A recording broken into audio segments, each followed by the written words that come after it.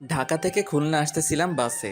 আমার ঠিক সামনের সিট থেকে কান্নার আওয়াজ শুনতে পাচ্ছি। কান্নার আওয়াজ শুনে মনে হলো একটা মেয়ে কান্না করতেছে। পাশের সিটে একজন মধ্যবয়স্ক লোক বসা। আমার মনে একটু সন্দেহ হলো, কেননা টিভি নিউজে মাঝে মাঝে দেখি মেয়ে মানুষকে পাচার করে, রেপ করে, বিক্রি করে ইত্যাদি। আমি একটু ভালো করে কান পেতে শুনতেছিলাম। লোকটি মেয়েটাকে বলতেছে, চুপ কর সেমরি, চুপচাপ বইসা থাক। তোরে আমার আনাই ভুল হয়েছে। হালারে কত কইরা কইলাম এই সেমরি আমার লাগবো না, তাও তোরে আমারে দিয়া দিল। এখন চুপচাপ বইসা থাক, নইলে কিন্তু তোরে আবার দিয়ামু। তারপর মেয়েটা আস্তে আস্তে কান্না করতে লাগলো। একটু পর লোকটি আবার মেয়েটাকে বলতেছে, ওইনে যাইয়া ভালো মতো কাম করবি, নইলে কিন্তু তোরে ওরা মাইরা ফেলবে। আর এই বালের কান্নাকাটি বন্ধ কর, নইলে কিন্তু। এইবার আমি কনফার্ম হলাম এই মেয়েটা কোনো খারাপ লোকের পাল্লায় পড়ছে। বাস চলেছে আর আমি সময়ের অপেক্ষায় আছি, কখন মেয়েটার সাথে কথা বলা যাবে। বাস যখন মাওয়াঘাটে পৌঁছালো তখন মাওয়াঘাটে প্রচুর জ্যাম। কমপক্ষে 4 থেকে 5 ঘন্টা সময় লাগবে। আর ঘাটে যে ফেরি আছে ওইটা 1 ঘন্টা পর ছাড়বে। তার মানে আমরা পরে যে ফেরি আসবে সেই ফেরিতে যাওয়া লাগবে জ্যামের কারণে। বাসের ভিতর গরমের কারণে অনেক যাত্রী বাইরে বের হচ্ছে। কিছুক্ষণ পর ওই লোকটা বাইরে বের হলো। আমি এই রকমই একটা সময়ের অপেক্ষা করতেছিলাম। আমি মেয়েটার পাশের সিটে বসলাম, মেয়েটার দিকে তাকালাম। মেয়েটা বোরকা পরা, শুধু তার চোখটা দেখা যাচ্ছে। চোখটা রক্তের মতো লাল। অনেক কেঁদেছে মেয়েটা। আমি মেয়েটাকে বললাম, কোনো সমস্যা? মেয়েটা মাথা নাড়িয়ে না বলল। আমি বললাম, যদি কোনো সমস্যা থাকে বলতে পারেন। মেয়েটা কিছুক্ষণ চুপ থেকে বলল, সমস্যা বলে কি হবে, যে সমস্যার কোনো সমাধান নাই? আগে বলবেন তো, দেখি সমাধান করা যায় কি না। আমাকে বিক্রি করে দিছে খারাপ জায়গায়, সেখানে আমাকে নিয়ে যাওয়া হচ্ছে। আপনাকে কে বিক্রি করে দিয়েছে? আর আপনার পরিবার কোথায় থাকে? মেয়েটা বলল, আমার পরিবার বলতে কেউই নেই, আমি একটা এতিম মেয়ে। আর যারা আমাকে বিক্রি করছে তাদের আমি কাউকে চিনি না, কিন্তু তাদের মধ্যে একজন পুলিশ ছিল। এর মধ্যে ওই মধ্যবয়স্ক লোক চলে আসলো। আমি আস্তে করে আমার সিটে বসে পড়লাম। আমি ভাবতে লাগলাম, আমি কি মেয়েটাকে বাঁচাতে পারবো নাকি পারবো না। আমি যদি আবার কোনো সমস্যার ভিতর পড়ি।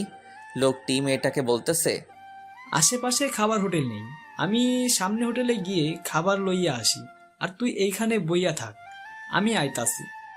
এই কথা বলে লোকটি চলে গেল। আমি আবার মেয়েটার পাশে গিয়ে বসলাম আর বললাম, এখন কি করবেন? মেয়েটা বলল, জানি না।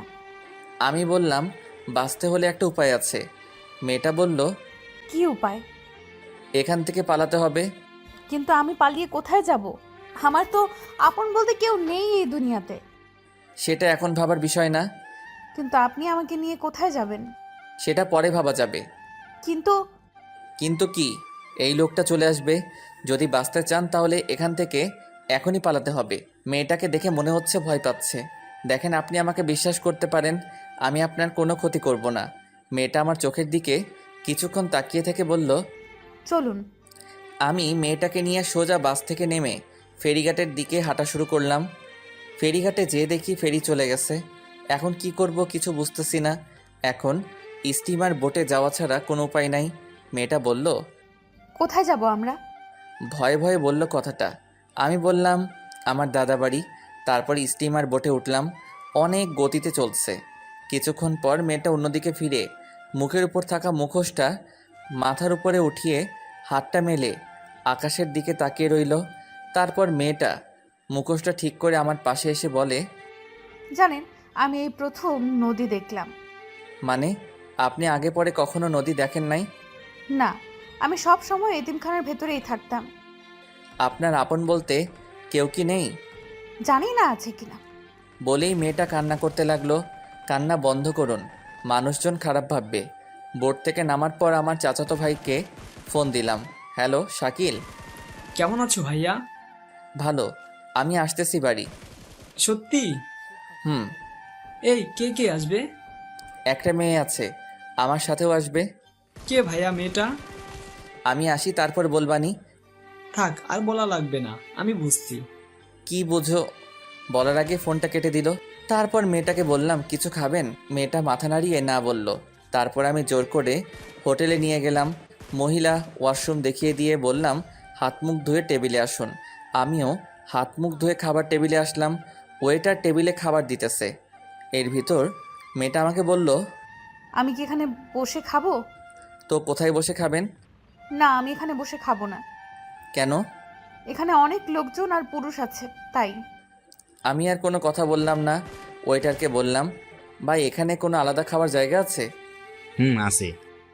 আপনি ওনাকে ওইখানে নিয়ে যান আর ওনার খাবারটা ওখানে দিয়ে আসেন। ওকে। তারপর মেয়েটাকে বললাম, আপনি এইখানে যেয়ে খেয়ে আসুন।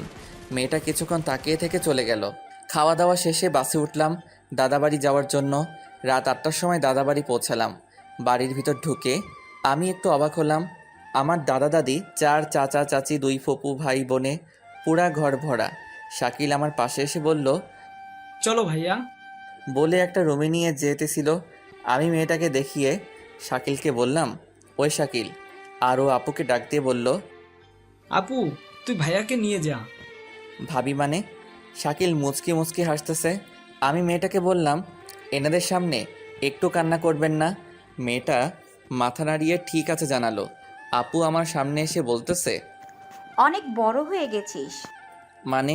মেয়েটাকে দেখিয়ে এই যে বলে আপু মেয়েটাকে নিয়ে অন্য রুমে চলে গেল। আমি রুমে এসে ফ্রেশ হয়ে বের হওয়ায় শাকিল আমার হাতে একটা পাঞ্জাবি দিয়ে বলল, পরো এটা। আমি বললাম না আমার জামা কাপড় ব্যাগে আছে। তারপরেও পরো, দাদা পড়তে বলেছে। আমি পরে বের হলাম। তারপর দাদার পাশে বসলাম। দাদাকে বললাম, কেমন আছো? তারপর দাদা আমাকে জড়িয়ে ধরে কান্না করতে লাগলো আর বলল, তোর মা বাপ এখন আমার উপর অভিমান করে আছে। আমি ফোন করেছিলাম তোর আব্বু আম্মুকে, তারা সকালে আসতেছে। আমি অবাক হয়ে গেলাম। এই 21 বছর পর দাদা আমার আব্বু আম্মুর সাথে কথা বলল। আমার মা বাবা প্রেম করে বিয়ে করছিল বলে মেনে নেয়নি। আমার দাদা তার ভাইয়ের মেয়ের সাথে আব্বুর বিয়ে ঠিক করছিল, কিন্তু আমার আব্বু বিয়ের 3 দিন আগে পালিয়ে বিয়ে করে। তারপর দাদার কাছে আসছিল, দাদা মেনে নেয়নি। আরও অনেক কথা অন্য একদিন বলবো। তারপরে সবার সাথে কথা বললাম। মেজো চাচিকে জিজ্ঞাসা করলাম, চাচা কই? অফিসে। আমার মেজো চাচা কাজী। এত রাতে অফিসে? এখনই চলে আসবে। তারপর দাদি আমাকে বলল, মেয়েটার নাম কি? আপু চিল্লাইয়া বলল। রোজা। সবাই মেয়েটার প্রশংসা করতে লাগলো। আমি একটু রুমের বাইরে এসে রিয়াকে ফোন দিলাম। কোথায় তুমি? দাদা বাড়ি। তোমার না খুলনা আসার কথা ছিল? একটু সমস্যা হয়েছে, তাই দাদা বাড়ি আসলাম। কি সমস্যা হইছে? তুমি ঠিক আছো তো? তেমন কিছু হয় নাই। তোমার পরীক্ষা কেমন হলো? ভালো। শোয়ান শোয়ান, দাদা ডাকতাছে। আমি রিয়াকে বললাম, পরে ফোন দিব, দাদা ডাকতেছে। কাল আমার পরীক্ষা নাই, আজ সারা রাত কথা বলবো। আচ্ছা, আমি পরে ফোন দিচ্ছি। Okay, I love you. I love you too. Bye. Phone কেটে ফোনটা সাইলেন্ট করে রাখলাম। রুমের ভিতর এসে দেখি মেজো চাচা এসে পড়ছে। সবাই অনেক খুশি। আমাকে দেখে সবাই হাসতেছে। আমি দাদির পাশে বসলাম। দাদি বলল, কবুল বল। মানে? আরে লজ্জা পেতে হবে না। সবাই একসাথে হু হু করে হেসে উঠল। দাদি আবার বলল, কবুল বল। এই তোমরা চুপ করো। আমার মুখটা দাদির দিকে ফিরিয়ে দাদি বলল, কবুল বল। দাদি কবুল বলল মানে? তোর বিয়ে এখন, আর তুই কবুল বলবি না? আমার বিয়ে কার সাথে? কার সাথে? আবার রোজার সাথে। আরে এই মেয়েটারে তো আমি। তোর কিছু বলা লাগবে না, রোজা আমাদের সব বলেছে। তো তোর তো কিছুই বুঝি না। এখন তুই কবুল বলে এখানে সই কর।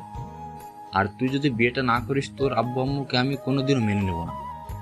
আমি কিছুক্ষণ চুপ থেকে বললাম, রোজার সাথে আমার কিছু কথা আছে। ভাইয়া, আগে বিয়েটা কর, তারপর মন ভৈরা কথা বলো। সবাই কত হাসি খুশি। আমি যদি না বলি সবাই মনে কষ্ট পাবে। সাথে মা বাবাকে দাদা মেনে নেব না। আমি আমার আব্বুকে অনেক কাঁদতে দেখেছি দাদা দাদির জন্য। এখন বাবা মাকে বলেও যদি মেনে না নেই, তাহলে বাবা মা অনেক কষ্ট পাবে। কি করব কিছুই মাথায় আসতেছে না। কি হলো, কবুল বল। আমি আর কোনো কিছু না ভেবে 3 বার কবুল বলে সই করে দিলাম। আলহামদুলিল্লাহ। তারপর চাচা দাদা দাদি যে রুমে রোজা, সেই রুমে গিয়ে রোজা সই নিল। তারপর খাওয়া দাওয়া করে শাকিল বলল, ভাইয়া এই রুমে চলো তো। আমি রুমে গেলাম। রুমের জানালা দিয়ে দেখলাম একটা লাল শাড়ি পরা একটা মেয়েকে অন্য রুমে নিয়ে যাচ্ছে। কিছুক্ষণ পর দাদা আর দাদি আসলো, এসে আমাকে একটা রুমের সামনে নিয়ে গেল। রুমের ভিতর ঢুকিয়ে দরজাটা বাইরে থেকে বন্ধ করে দিয়ে হাসতে হাসতে চলে গেল দাদা দাদি। আমি রুমটা দেখে অবাক হলাম, এত সুন্দর করে রুমটা সাজানো হয়েছে। সারা রুমে মোমবাতি, পুরা বিছানাটা ফুল দিয়ে সাজানো হয়েছে। রুমের ভিতর একটা খাট, একটা টেবিল, টেবিলের উপর এক গ্লাস দুধ, এর 2 সেট জামা কাপড় আছে, একটা আমার একটা হয়তো রোজার। আমি রুমে ঢোকার শব্দ শুনে রোজা খাট থেকে নেমে এসে আমার পা ধরে বসে রইল। আমি কি করব কিছুই বুঝতেছি না। আমি ওর 2 ডানা ধরে রোজাকে দাঁড় করালাম আমার সামনে। ইয়া বড় ঘোমটা দেওয়া। রোজা আমার হাত ধরে টেবিলের কাছে নিয়ে গেল, নিয়ে দুধের গ্লাসটা আমার হাতে দিল।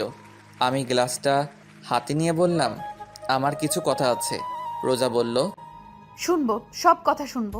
আগে দুধটা খান, অর্ধেক খান কিন্তু। আমি রোজার পাশে দাঁড়িয়ে দুধটা মুখ লাগিয়ে খাচ্ছি। অর্ধেকের বেশি খাওয়ার সাথে সাথে রোজা একটু উঁচু হয়ে হাত ধরে দুধের গ্লাসটা মুখের থেকে 2 আঙ্গুল দূরে সরিয়ে রেখে বলল, অর্ধেক খেতে বলছি না? আমার হাত এখনো ধরা। আমি ওর দিকে তাকিয়ে আছি। ঘুমটার আড়ালে শুধুমাত্র ওর ঠোঁটটা দেখা যাচ্ছে। ঠোঁটের নিচে ছোট একটা তিল, যা ওর ঠোঁটের সৌন্দর্যকে আরও বাড়িয়ে দিচ্ছে। আমি আস্তে আস্তে দুধের গ্লাসটা রোজার হাতে দিলাম। রোজা দুধটা খেয়ে আবার আমার হাত ধরে খাটের কাছে নিয়ে গেল। আমি খাটের এক পাশে বসে রোজাকে অন্য পাশে বসতে বললাম। ও এখনও ঘুমটা দেওয়া। চুপচাপ 2 জন বসে আছি। নীরবতা ভেঙে আমি বললাম, কি থেকে কি হয়ে গেল, তাই না? কিন্তু আল্লাহ যা করে ভালোর জন্যই করে। আপনাকে কিছু কথা বলার ছিল। বলেন। আমি একজনকে ভালোবাসি। 4 বছরের সম্পর্ক আমাদের। আমার বাবা মা জানে। ওর পরীক্ষা চলতেছে, পরীক্ষা শেষ হলে আমাদের বিয়েটা হওয়ার কথা ছিল, কিন্তু আপনার সাথে বিয়েটা হয়ে গেল। আপনি তো না বলতে পারতেন। কিন্তু এই কারণে আপনাকে আমার বিয়ে করা লাগছে। আমি কিছুদিন পর আপনাকে ডিভোর্স দিয়ে দিব। রোজা একটু হেসে বলল, বিয়েটা হতে পারলো না, এরই মধ্যে ডিভোর্স? আমি কিছুক্ষণ চুপ থেকে বললাম, আপনি চিন্তা করবেন না, আমি আপনার থাকা খাওয়ার একটা ব্যবস্থা করে দিব।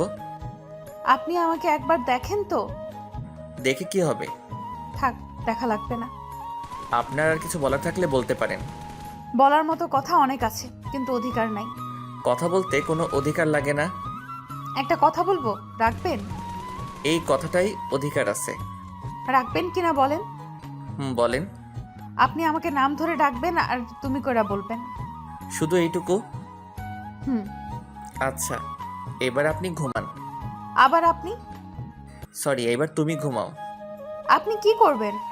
মুস্কানের সাথে একটু কথা বলল। এই মুস্কানকে? আরে বললাম না, আমার প্রেমিকার কথা। ওর নাম মুস্কান। ও, তা ঘুমাও তুমি। আপনি কিন্তু একবারও আমার মুখটা দেখলেন না।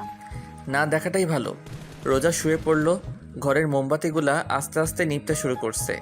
আমি টেবিলের উপর বসে ফোনটা হাতে নিয়ে লক করলাম, আর দেখতে পেলাম 75+ মিসড কল, 93+ SMS।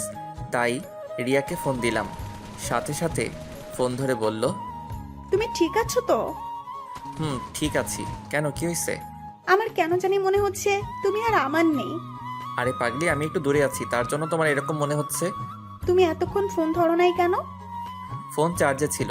কথা বলতে বলতে টেবিলের উপর দেয়ালের সাথে হেলান দিয়ে ঘুমিয়ে পড়ছি। এই যে শুনছেন, ওঠেন, উঠে বিছানায় আসেন। প্রায় মধ্যরাত। তখন মোমবাতি হাতে নিয়ে একটা লাল বেনারসি পরা পরী আমার সামনে দাঁড়িয়ে আছে। টানা টানা চোখ, লম্বা নাক, আকর্ষণ করার মতো ঠোঁট, সাথে ঠোঁটের নিচের তিলটা। আমি হাঁ হয়ে ওর দিকে তাকিয়ে আছি। মশা ঢুকবে মুখে। ও মা, হা করে কি দেখেন? আমি একটু লজ্জা পেয়ে বললাম, কই কিছু না তো। রোজা হাসতে হাসতে বলল, খাটে এসে ঘুমান। আবার আমি বলছি না তুমি করে বলতে? একদম আমার মুখের কাছে মুখ নিয়ে কথাটা বলল রোজা। মানে তোমার সাথে এক বিছানায় ঘুমাবো। তো কোথায় ঘুমাবেন? আমি আপনার বউ, আপনি ঘুমাবেন না তো কে ঘুমাবে আমার সাথে? কিন্তু তোমাকে তো বউ হিসেবে মানি না। আপনি না মানলে কি হবে? আমি তো আপনাকে স্বামী হিসেবে মানি। এখন যদি খাটে না আসেন তাহলে আমি কিন্তু দাদাকে ডাকবো। এই না না, তাহলে চলেন। আমি এইখানেই ঠিক আছি। খাটে আসবেন নাকি ডাক দিব? তারপর রোজা অন্যদিকে, আমি অন্যদিকে ফিরে শুয়ে পড়লাম। সকাল 6টায় ঘুম থেকে উঠে দেখি রোজা আমার বুকের উপর শুয়ে আছে। একদম পরীর মতো লাগছে, যে কেউ রোজাকে দেখলে প্রেমে পড়ে যাবে। কিন্তু আমি রিয়াকে ভালোবাসি, রোজার মায়ায় পড়া যাবে না। আমি রোজার মাথাটা বুকের উপর থেকে সরিয়ে বালিশের উপর রেখে আমি আবার শুয়ে পড়লাম। এইবার ঘুম থেকে উঠে আমি চমকে গেলাম, কারণ আমার সামনে আমার মা বাবা আর আমার ছোট ভাই। পাশে তাকিয়ে দেখি রোজা নাই। ঘুম ঘুম চোখে মাকে বললাম, তোমরা কখন আসলা? তুই এইটা কিভাবে পারলি? আমি গালে হাত দিয়ে দাঁড়িয়ে আছি। তোর সাথে রিয়ার বিয়ে ঠিক করা, ওর পরীক্ষার 3 দিন পর তোদের বিয়ে, সবাইকে দাওয়াত দেওয়া হয়ে গেছে, আর এখন তুই? রিয়ার কি হবে? ও যদি জানতে পারে ও তো পাগল হয়ে যাবে। তোরা না দুইজন দুইজনকে ভালোবাসিস? মা, চুপ, কোনো কথা বলবি না। বের হ রুম থেকে, গোসল করে নাস্তা করতে আয়। আমি কোনো কথা না বলে রুম থেকে বের হতে লাগলাম। দরজার কাছে আসতে দেখি দরজার পাশে রোজা দাঁড়িয়ে কান্না করতেছে। গোসল করে আইছে, চুল থেকে এখনো পানি পড়তেছে। আমি হাসি মুখে বললাম, ঝড় আসছে, রেডি থাকো। আল্লাহ যা করবে ভালোর জন্যই করবে। এই চাকার জন্য? আব্বু আম্মুর জন্য। আরে বাব্বা, এখনই আব্বু আম্মু? হুম। একটু মুখে ভেঙচি দিয়ে হাতের কেনুই দিয়ে আমাকে খোঁচা দিয়ে চলে গেল। কি অদ্ভুত তাই না? গোসল করতেছি, এরই ভিতর দরজায় করা নাড়ল। আমি বললাম, কে? আমি। কে রোজা? হুম। কি বলো? আপনার ফোন বাজতেছে, কে যেন ফোন করছে। আমি দরজাটা একটু খুলে ফোনটা নিলাম, সাথে সাথে আবার রিয়ার ফোন। হ্যালো। আমার না কোনো কিছু ভালো লাগতেছে না। কেন, কি হয়েছে? জানি না, কিন্তু কিরকম জানি লাগতেছে। আরে পাগলি, তোমার পরীক্ষা চলতেছে তো তাই এরকম লাগতেছে, সব ঠিক হয়ে যাবে। হুম। আচ্ছা রাখি তাহলে, গোসল করব। এই তুমি এত সকালে গোসল করবা কেন? তুমি তো দুপুরে গোসল করো, তাই না? আরে থাক, বলা লাগবে না। বলবা তো দাদা বাড়ি আসছি তাই? একদম ঠিক। তা এখন রাখি, পরে কথা বলবো। হুম। সোহান, সোহান, সোহান, বলো। একটা কথা জিজ্ঞাসা করব? করো। সব ঠিক আছে তো সোহান? এই কথাটা শুনে আমার বুকের ভিতর একটু ব্যথা করে উঠল। আমি নর্মালভাবেই বললাম, সব ঠিকই তো আছে রিয়া, তুমি বেকার টেনশন করছো। আচ্ছা রাখি তাহলে, ফোন দিয়েও কিন্তু। Love you. Love you too. Bye. Bye. দরজায় কেউ করা নাড়ছে। কে? আমি। বলো। আম্মু ডাকতেছে আপনাকে। আসতেছি। রিয়াকে এখন কিছু বলা যাবে না, ওর পরীক্ষা চলতেছে। এখন বললে ওর পরীক্ষা ভালো হবে না। কিন্তু রিয়া ঠিকই বুঝতে পারছে যে কিছু একটা হয়েছে। অনেক ভালোবাসে সোহানকে রিয়া, তাই হয়তো অনুভব করতে পারে। নাস্তার টেবিলে দাদা মাকে বলতেছে, শোন বৌমা, সোহানরা আমি বিয়ে দিছি, ওরা দুজন দুজনকে ভালোবাসে তাই বিয়েটা দিছি। মেয়েটা দেখতে কি মিষ্টি। রোজা চুপচাপ বসে আছে, তা দেখে মা বললেন, ও বউ, খাচ্ছ না কেন? এই তো আম্মু খাচ্ছি। এইদিকে আয় মা, আমার পাশে বস। রোজা মার পাশে বসলো। মা নিজের হাতে রোজাকে খাইয়ে দিচ্ছে। রোজাও ভেজা ভেজা চোখে খেতে লাগলো। প্রেমের বিয়ে বেশি দিন টেকে না। মীরা প্রতিবেশী দরজায় সামনে দাঁড়িয়ে কথাটা বলল। এই তুই চুপ কর, এই বিয়ের সাক্ষী আমি তুমি। দেখো বৌমা, সোহানার রোজা কোনোদিনও আলাদা হবে না। কেন আলাদা হবে? এরকম একটা মিষ্টি মেয়েই তো আমার চাই। একটু বাইরে বের হলাম, ঘোরাফেরা করে বাসায় আসার সাথে রোজা বলল, কোথায় ছিলেন এতক্ষণ? আমি কোনো কথা না বলে রুমে এসে মার কাছে গেলাম। মা, কিছু কথা আছে তোমার সাথে। বল। রোজাকে আমি বাসে। রোজা আমাকে সব বলেছে, বাসে দেখা হয়েছে, ও এতিম। তোর দাদা ভাবছে তুই রোজাকে পালিয়ে নিয়ে আইছিস, তাই তোদের বিয়ে দিয়ে দিছে, এই তো। তো এখন কি করব? কি করবি মানে? বলছিলাম কি ডিভোর্স ডিভোর্স দিবি মানে? আমাদের বংশের ডিভোর্স, তালাক নামে কোনো শব্দই নাই। মা, আমি রিয়াকে ভালোবাসি। আমি রিয়ার মাকে ফোন করে বলে দিছি আমার ছেলের অন্য জায়গায় বিয়ে হয়ে গেছে। মা তুমি। মা কান্না করে দিয়ে বলল, দেখ সোহান, তোর আর রোজার বিয়েটা হয়ে গেছে, এখন তুই রিয়াকে ভুলে যা। তোর দাদার কথা শুনিস নাই? তোদের দুজনের জন্য এই বিয়েটা হচ্ছে। যা হবার তা হয়ে গেছে, এখন থেকে তুই রোজাকে ভালোবাসবি। অসম্ভব বলে চলে আসছিলাম, দরজার সামনে রোজা দাঁড়ানো। আমি পাশ কেটে বাইরে বের হয়ে রিয়াকে ফোন দিলাম। রিসিভ করে কোনো কথা বলতেছে না। রিয়া, রিয়া, কান্নার আওয়াজ শোনা যাচ্ছে। রিয়া, হুম। কথা বলো না কেন? কেন করলা এটা আমার সাথে সোহান? রিয়া, আমার কথাটা শুনো। কেমনে পারলা তুমি এটা করতে? রিয়া শুনো। কোনো কারণ আমি জানতে চাই না। অনেক ভালোবাসি সোহান তোমাকে, অনেক ভালোবাসি। তোমার বুকে অন্য কেউ মাথা রেখে ঘুমাবে আমি ছাড়া, আমি কোনোদিনও ভাবতে পারি নাই। তুমি সকালে আমাকে বললা সব ঠিক আছে। হ্যাঁ, সব ঠিকই আছে, কাল আমাকে একবার দেখতে এসো, কেমন আর সাথে নতুন বউকে নিয়ে আসবা। রিয়া, রাখি তাহলে। ফোনটাও কাটে নাই, ওর কান্নার আওয়াজ শোনা যাচ্ছে।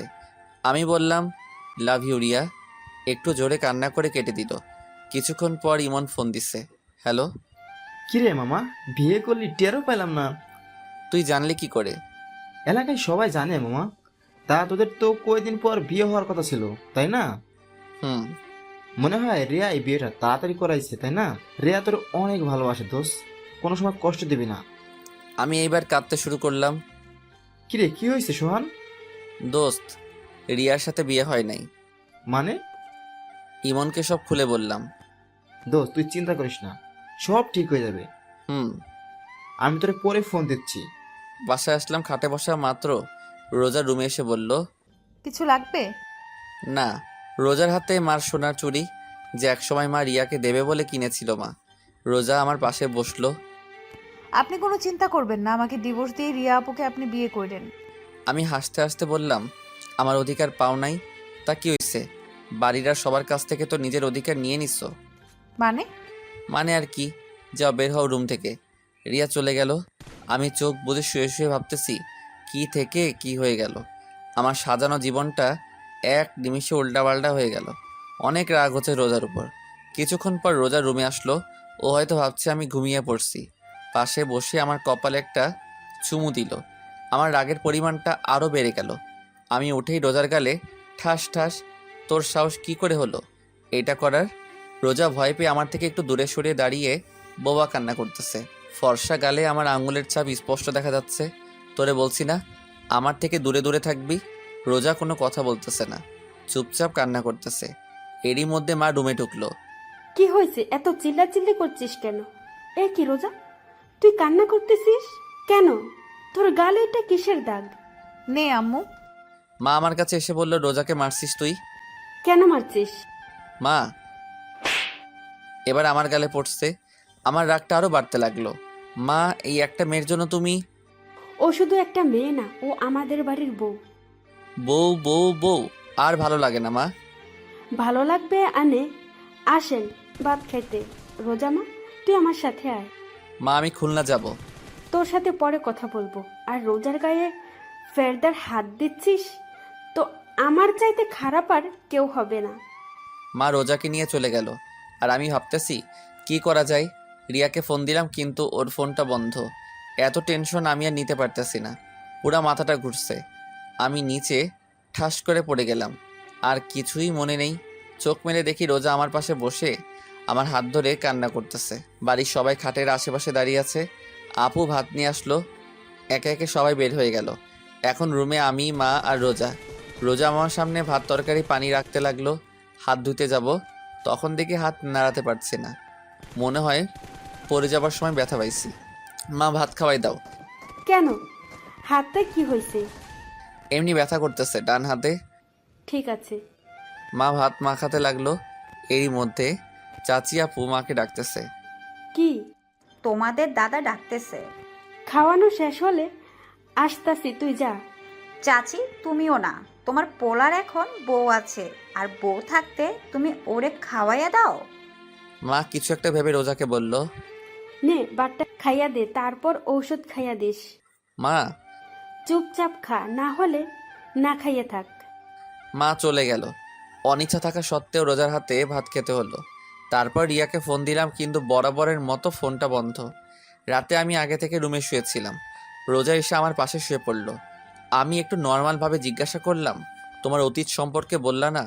রোজা আমার দিকে ফিরল, ওর চোখের পানি গাল বেয়ে পড়তেছে। খালি কান্না করে মেয়েটা। খুব মায়া হলো ওর প্রতি।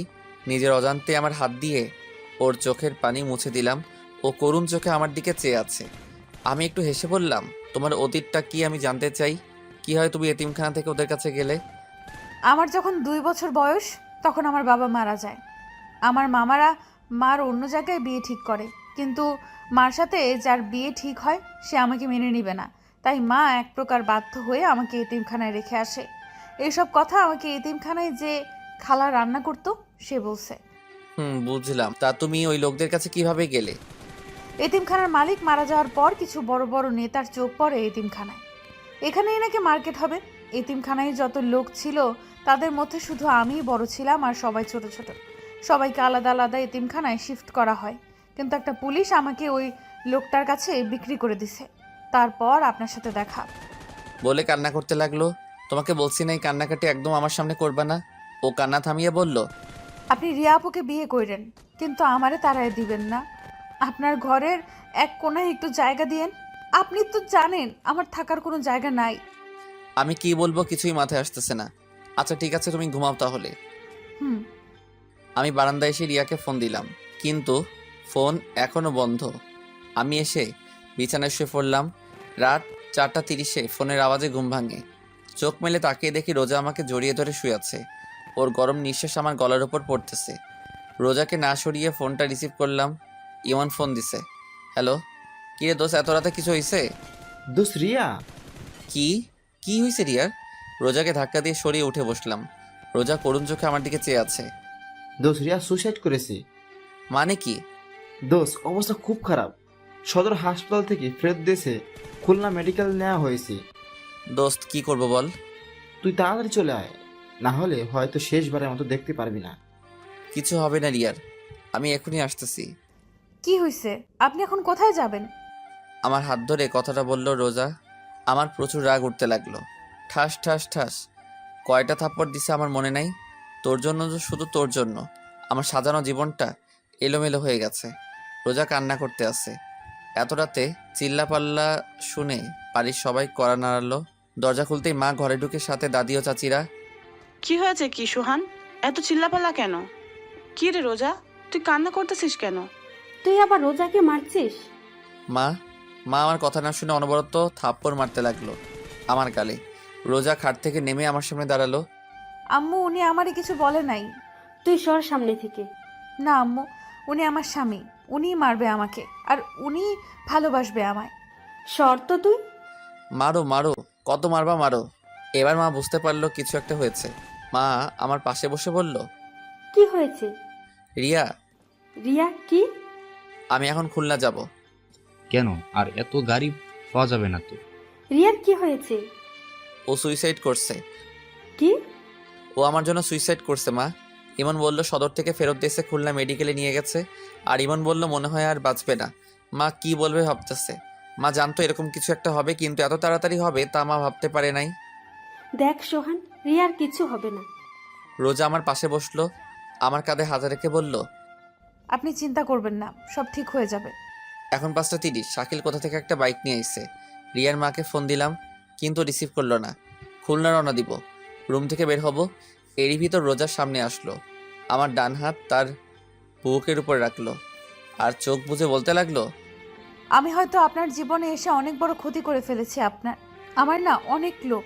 ছোটবেলা থেকেই কাউকে আব্বু আম্মু বলে ডাকতে পারি নাই, তাই আপনার আব্বু আম্মুকে পেয়ে লোকটা আর সামলাতে পারি নাই। আমার জন্য আপনি অনেক সমস্যায় পড়ছেন, তার জন্য আমি আপনার কাছে ক্ষমা চাচ্ছি। আমার হাতটা এখনো ওর বুকের উপর। এক একটা নিঃশ্বাস আমি আমার হাত দিয়ে অনুভব করতে পারছি। আমি হালকা করুণভাবে বললাম, আর কিছু বলবে? হুম। বলো তাহলে, আমার বের হতে হবে। মারবেন না তো? না বলো। আর ওই সময় তোমাকে মারছি তার জন্য সরি। আমি আপনাকে একটু জড়িয়ে ধরতে চাই। রোজা উত্তরের আশায় আমার দিকে চেয়ে আছে। আমি কি বলবো ভাবতেছি, কি মনে করে যেন আমি হাতটা মেলে দিলাম, আর ও সোজা আমার বুকের উপর পড়লো। মা দরজার সামনে দাঁড়িয়ে হালকা কাশি দিল। রোজা লজ্জা পেয়ে খাটের কাছে বসলো।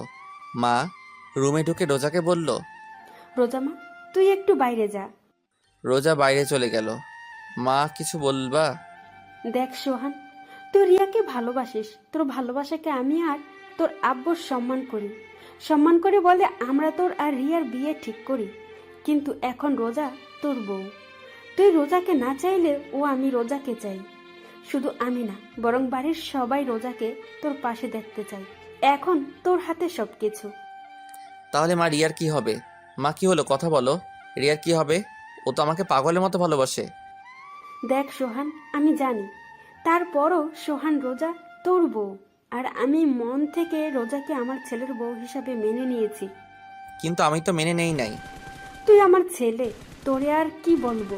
স্বামী স্ত্রীর মধ্যে আল্লাহ অন্যরকম ভালোবাসা দিয়ে দিছে, যা তুই এখন বুঝতে পারবি না। মা রুম থেকে চলে গেল। রিয়ার মাকে আবার ফোন দিলাম, কিন্তু ধরলো না। খুলনা রওনা দিলাম, সাথে শাকিলও হাসপাতালে আছে। গিয়ে দেখি রিয়া আর নেই, কিছুক্ষণ আগে মারা গেছে। আমি পুরা শকড, বিশ্বাসই হচ্ছে না যে রিয়া মারা গেছে। আমার চোখ থেকে অনবরত পানি পড়তেছে। রিয়ার মা রিসিপশনে নার্সের সাথে কথা বলতেছে। আমি পিছন থেকে বললাম, খালা। রিয়ার মা মারলো আমাকে, এত জোরে থাপ্পড়টা মারছে আমি নিচে ফ্লোরে আছড়ে পড়লাম।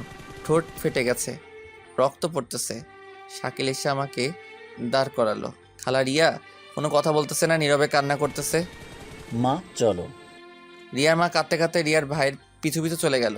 আমি কান্না করতেছি না, কিন্তু আমার চোখ থেকে পানি পড়তেছে। রিয়ার মার পিছু পিছু চলতে লাগলাম। তারা একটা অ্যাম্বুলেন্সে উঠতে লাগলো। আমি দৌড়ে অ্যাম্বুলেন্সের পাশে গেলাম। খালা রিয়া।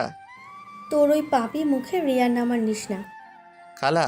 ঠাস করে অ্যাম্বুলেন্সের দরজাটা বন্ধ করে তারা চলে গেল। আমি বসে পড়ে চিৎকার করে কান্না করতে লাগলাম। রিয়া নাই, আমার বিশ্বাসই হচ্ছে না, মনে হয় একটা দুঃস্বপ্ন। ঘুম ভাঙলে সব ঠিক হয়ে যাবে। শাকিল মাকে ফোন করে বলে দিছে রিয়া মারা গেছে। একটা নার্স আসলো, আমার কাছে এসে বলল, আপনার নাম কি সোহান? আমি মাথা নাড়িয়ে হ্যাঁ বললাম। নার্স একটা ভাঁজ করা কাগজ আমার কাছে দিল। এটা কি? যে পেশেন্টটা কিছুক্ষণ আগে মারা গেছে তার লেখা চিঠি।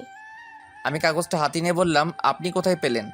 পেশেন্ট যখন মৃত্যুসজ্জায় ছিল তখন তার মার কাছে কাগজটা দিয়েছিল আর বলেছিল এটা সোহানকে দিতে, কিন্তু পেশেন্ট মারা যাওয়ার পর পেশেন্টের মা কাগজটা ডাস্টবিনে ফেলে দেয়।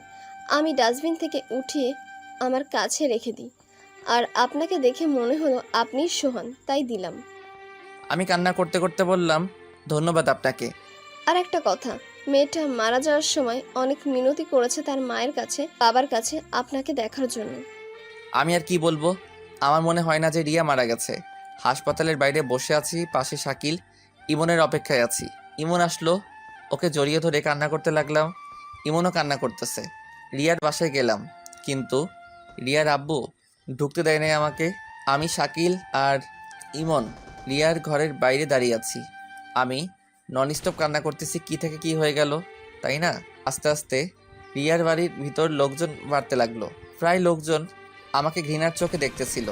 নানান মানুষ নানান কথা বলতেছিল আমাকে। মসজিদ থেকে লাশের খাট আনা হয়েছে, কিছুক্ষণের মধ্যে রিয়াকে শেষ গোসল করাতে নিয়ে যাবে। আমার কিছু বন্ধু আমাকে বাজে ভাষায় গালাগালি দিতে লাগলো। ওরা কেউ বিশ্বাস করতে পারছিল না যে রিয়া সুইসাইড করছে, তাও আমার জন্য, যেখানে কিছুদিন পর আমাদের বিয়ে হওয়ার কথা ছিল। আর আজ মসজিদে মাইকে এহেলান দিতেছে যে রিয়ার নামাজে জানাজা বাদ জোহরে নামাজের পর হবে। রিয়ার আব্বু বাড়ির সামনে দাঁড়িয়ে আছে, যেন আমি ভিতরে ঢুকতে না পারি। পুলিশ আসছিল লাশ নিয়ে যেতে, ময়না তদন্ত করার জন্য, কিন্তু রিয়ার আব্বু তার মেয়ে শরীর কাটাছেঁড়া করতে দেবে না বলে পুলিশকে অনেক টাকা খাওয়াইছে। রিয়ার আম্মু বাইরে আসছে। আমি দৌড়ে তার কাছে গেলাম আর বললাম, খালা, রিয়াকে শেষবারের মতো একবার দেখতে দিন। রিয়ার আম্মু কান্না করতে করতে বলল, তুই আমার মেয়েকে দেখতে পারবি না।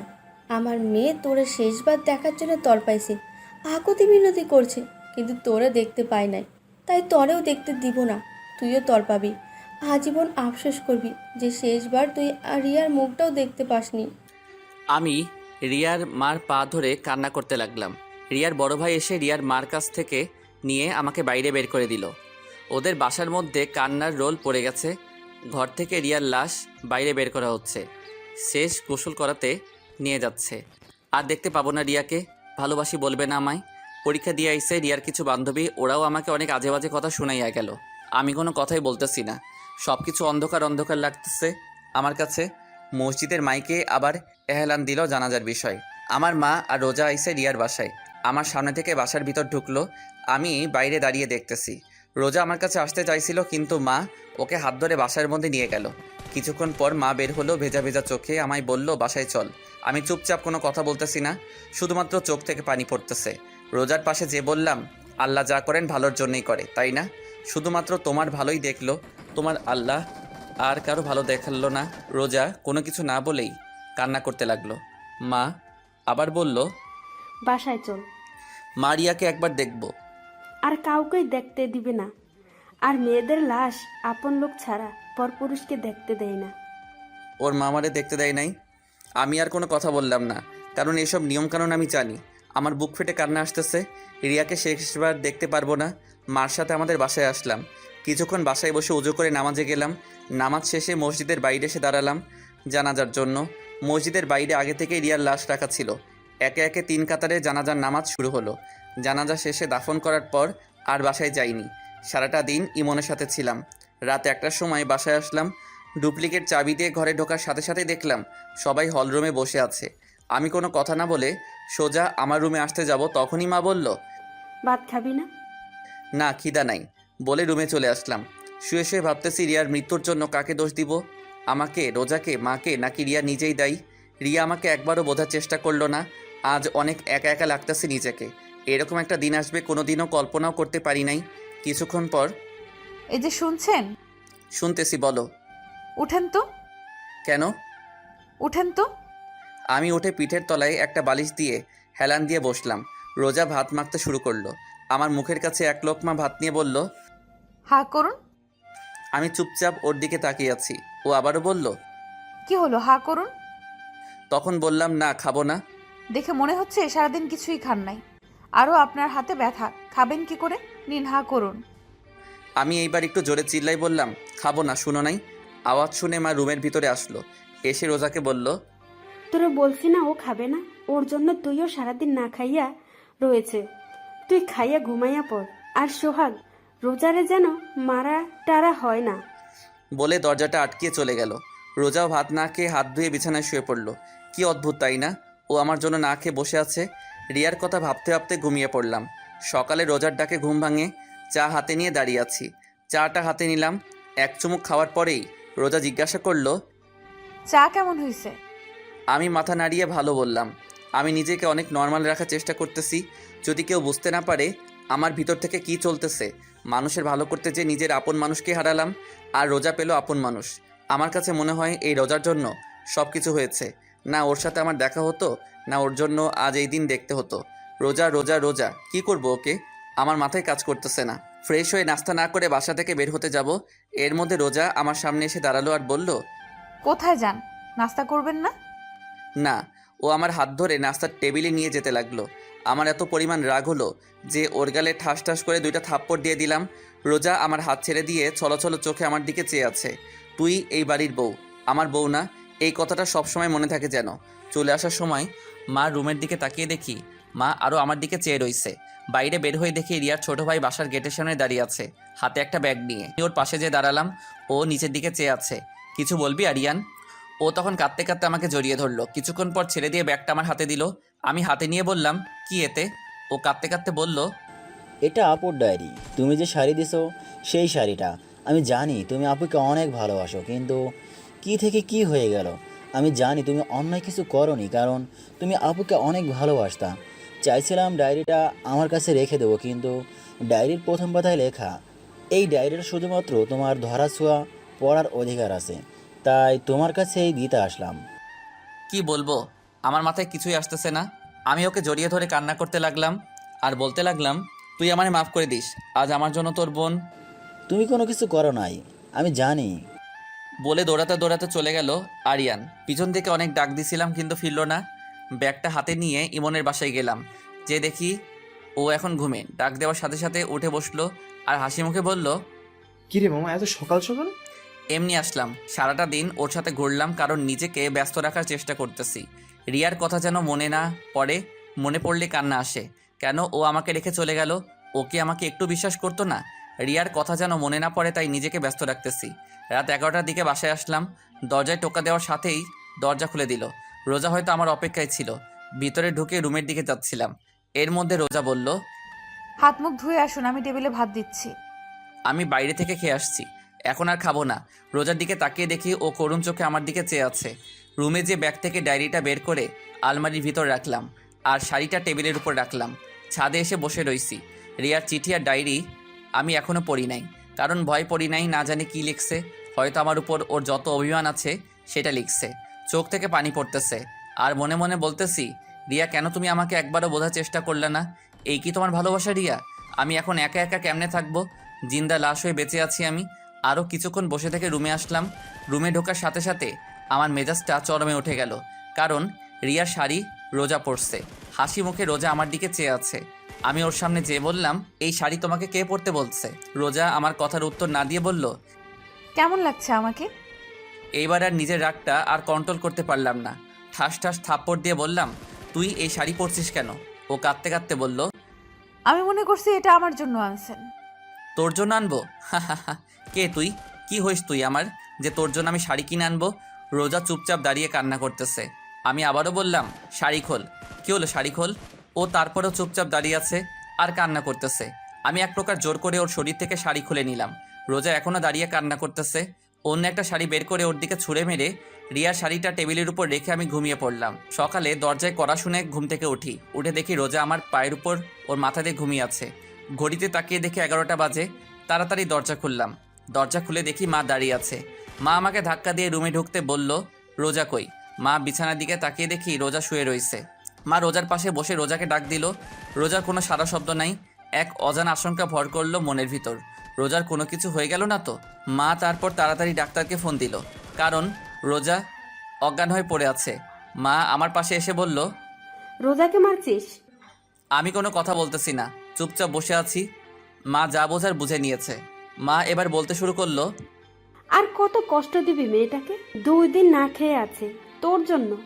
যদি কষ্টই দিবি তাহলে কেন ওকে বাঁচাইলি? সোহান যে চলে গেছে তার জন্য নিজে তো কষ্ট পাইতাছিস আর অন্যকেও কষ্ট দিতাছিস।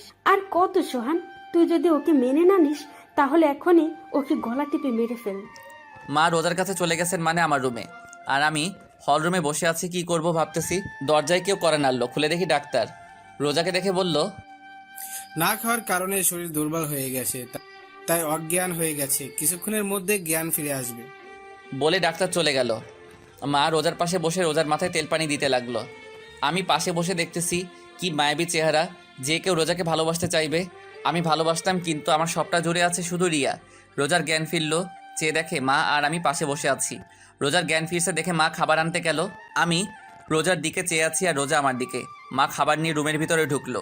রোজার পাশে বসে ভাত মাখতে শুরু করলো। এরই মধ্যে রোজা বলল, আম্মু আমি ভাত খাবো না। কেন খাবি না? তোমার ছেলেও তো না খেয়ে আছে। কে বলছে যে আমি না খেয়ে আছি? কে বলবে? আমি বলছি আমার উপর রাগ করে তো আপনি বাসায় খান না। থাক, ওর সাথে কথা বলা লাগবে না, তুই হা কর মা। মা রোজাকে কথাটা বলল। না আম্মু, আমি খাবো না। তুই না খেলে তো তোর শরীর আরো খারাপ হয়ে যাবে মা। ওনাকে বলেন উনি টাইম টু টাইম বাসায় খাবে আর আমাকে এখন খাওয়ায় দেবে, তাহলে আমি খাবো। মা আমার দিকে চেয়ে আছে। আমি মাকে ইশারায় বলল, বাটটা খাইয়া দে। মা আমি পারবো না। চুপচাপ খাইয়া দে, আমি বাইরে থেকে ঔষধ নিয়ে আসতাছি। বলে মা ভাতের প্লেটটা আমার হাতে দিয়ে চলে গেল। আমি বার কি করব? অনিচ্ছা থাকা সত্ত্বেও চুপচাপ খাইয়া দিতে লাগলাম। খাওয়া শেষে মা রুমে আসলো। আমি উঠে বাথরুমে চলে গেলাম। বাথরুমে ঢুকে কান পেতে শুনতে লাগলাম বাইরে মা আর রোজা কি কথা বলে। তুই ওর জন্য কেন শুধু শুধু নিজেকে কষ্ট দিস? আম্মু আমার জন্য আজ উনি ওনার ভালোবাসার মানুষের চিরতরে হারায় ফেলছে। কেন শুধু শুধু নিজেকে দোষ দিচ্ছিস? রিয়ার মৃত্যুর জন্য তোর আর সোহানের কোনো হাত নাই, এটা নিয়তি, এটাকে মেনে নিতে হবে। আম্মু ওনার মনে অনেক কষ্ট, কিন্তু উনি প্রকাশ করে না। তা আমি জানি, তার জন্য তুই নিজেকে কষ্ট দিবি না আম্মু, আমি শুধু ওনার কষ্টের ভাগটা নিতে চাই। আস্তে আস্তে সব ঠিক হয়ে যাবে, ধৈর্য ধর। বলে মা চলে গেল। আমি বাথরুম থেকে বের হয়ে রোজার পাশে যেয়ে বসলাম। রোজা বলল, কিছু বলবেন? তোমার যদি কিছু হয়ে যেত? কি কি আর হতো, মরে যেতাম। চুপ। আমি জানি আপনার সবটা জুড়ে শুধু রিয়া আপু আছে, আমি না। রিয়া আপুর জায়গাটা নিতে চাই না, শুধু আপনার পায়ের নিচে একটু জায়গা দিয়ে, কারণ এইখানে আমার বেহেশত, আমার জান্নাত। আমি কোনো কথা না বলে বাসার বাইরে চলে আসলাম। রাস্তায় হাঁটতেছি আর ভাবতেছি কি করব। দুপুরবেলা মা ফোন দিয়ে বলল তাড়াতাড়ি বাসায় আসতে। বাসায় যেয়ে সবাই একসাথে খাওয়া দাওয়া করলাম। রোজার দিকে চেয়ে দেখলাম ওর মুখে প্রাপ্তির হাসি। কিছুক্ষণ বাসায় বসে আবার বাইরে বের হলাম। গন্তব্য ইমনের বাসা। ইমনের বাসায় যেয়ে দেখলাম ইমন নেশা করতেছে, মানে আমিও আগে করতাম একটু একটু, কিন্তু রিয়া আমার জীবনে আসার পর আর কোনোদিন ছুঁয়ে দেখিনি। আজ ইমনকে খেতে দেখে আমারও খেতে ইচ্ছে করলো। ইমনের পাশে বসলাম। কিরে মামা, খাবি? দে খাই, অনেক দিন তো খাই না। ইমনের সাথে মদ খেতে শুরু করলাম, সাথে গাঁজাও। অনেক দিন পর খাচ্ছি, তাই নেশা পুরা চরমে উঠে গেছে। রাতে 11টায় মা ফোন দিল। মা বলো। কই তুই? এই তো মা, ইমনের বাসায়। তাড়াতাড়ি বাসায় আয়। আসতেছি বলে ফোন কেটে দিলাম। ইমনকে বললাম একটা গাজার বিড়ি দে আমাকে। বিড়িটা নিয়ে বাসায় আসলাম। রোজা আর আমি একসাথে খাবার খেলাম। রোজাকে বললাম তুমি ঘুমাও, আমি কিছুক্ষণ পর আসতেছি বলে ছাদে চলে আসলাম। বিড়িটা জ্বালিয়ে খেলাম, খুব ভালো লাগতেছে এখন। রুমে আসলাম। রুমে এসে দেখি রোজা শুয়ে আছে। ওকে দেখে আমি পুরা হ্যাং। ওর কোমরটা দেখে আমি এইভাবে কোনোদিন কোনো মেয়েকে দেখিনি। আমি আস্তে আস্তে ওর পাশে গেলাম। ও সাথে সাথে চোখ খুলে আমার দিকে চেয়ে রইছে। আমি ওর গলায় কিস করতে যাব, এরই মধ্যে রোজা বলল আপনার মুখ থেকে আজ বাজে গন্ধ আসতেছে। কে শোনে কার কথা? আমি ওর গলায় ঘাড়ে কিস করতেছি আর ও নিজেকে ছাড়ানোর চেষ্টা করতেছে। রোজা আমার গালে থাপ্পড় দিয়ে নিজেকে ছাড়িয়ে নিয়ে চিল্লাইয়া বলল কি খেয়ে আসছেন? বাজে গন্ধ আসতেছে আপনার মুখ থেকে। আমি পুরা হ্যাং। রোজা আমার গালে থাপ্পড় মারলো, মাথাটা পুরা ছিনছিন করতেছে। রোজার আওয়াজ শুনে মা দরজায় কড়া নাড়তেছে আর বলতেছে কি হয়েছে রোজা? দরজা খোল। সোহান, সোহান কি হয়েছে? দরজা খোল। আমি ছলো ছলো চোখে রোজার দিকে চেয়ে আছি, আর রোজা মাথা নিচু করে বোবা কান্না করতেছে। দরজার ঠক ঠক আওয়াজ বাড়তে লাগলো। দরজার ওপাশে মা আর আব্বু জোরে জোরে বলতেছে দরজা খুলতে। নিজের প্রতি নিজের ঘৃণা হচ্ছে। দরজায় আওয়াজ আরও বাড়তে লাগলো। রোজাও দরজা খুলতেছে না, তাই আমি উঠে দরজা খুললাম। মা তাড়াতাড়ি রুমের ভিতর চলে গেল, আর আব্বু আমাকে জিজ্ঞাসা করলো কি হয়েছে? আমি কোনো কথা না বলে ছাদে চলে আসলাম। এদিকে মা ঘরে ঢুকে রোজাকে বলল কি হয়েছে? রোজা কোনো কথা না বলে মাকে জড়িয়ে ধরে কান্না করতে লাগলো। মা বোঝার চেষ্টা করতেছে আসলে ঘরের ভিতরে কি হয়েছে। রোজার মাথায় হাত বুলাতে বুলাতে আবার জিজ্ঞাসা করলো কি হয়েছে? রোজা কোনো কথা না বলে আরও জোরে জোরে কান্না করতেছে।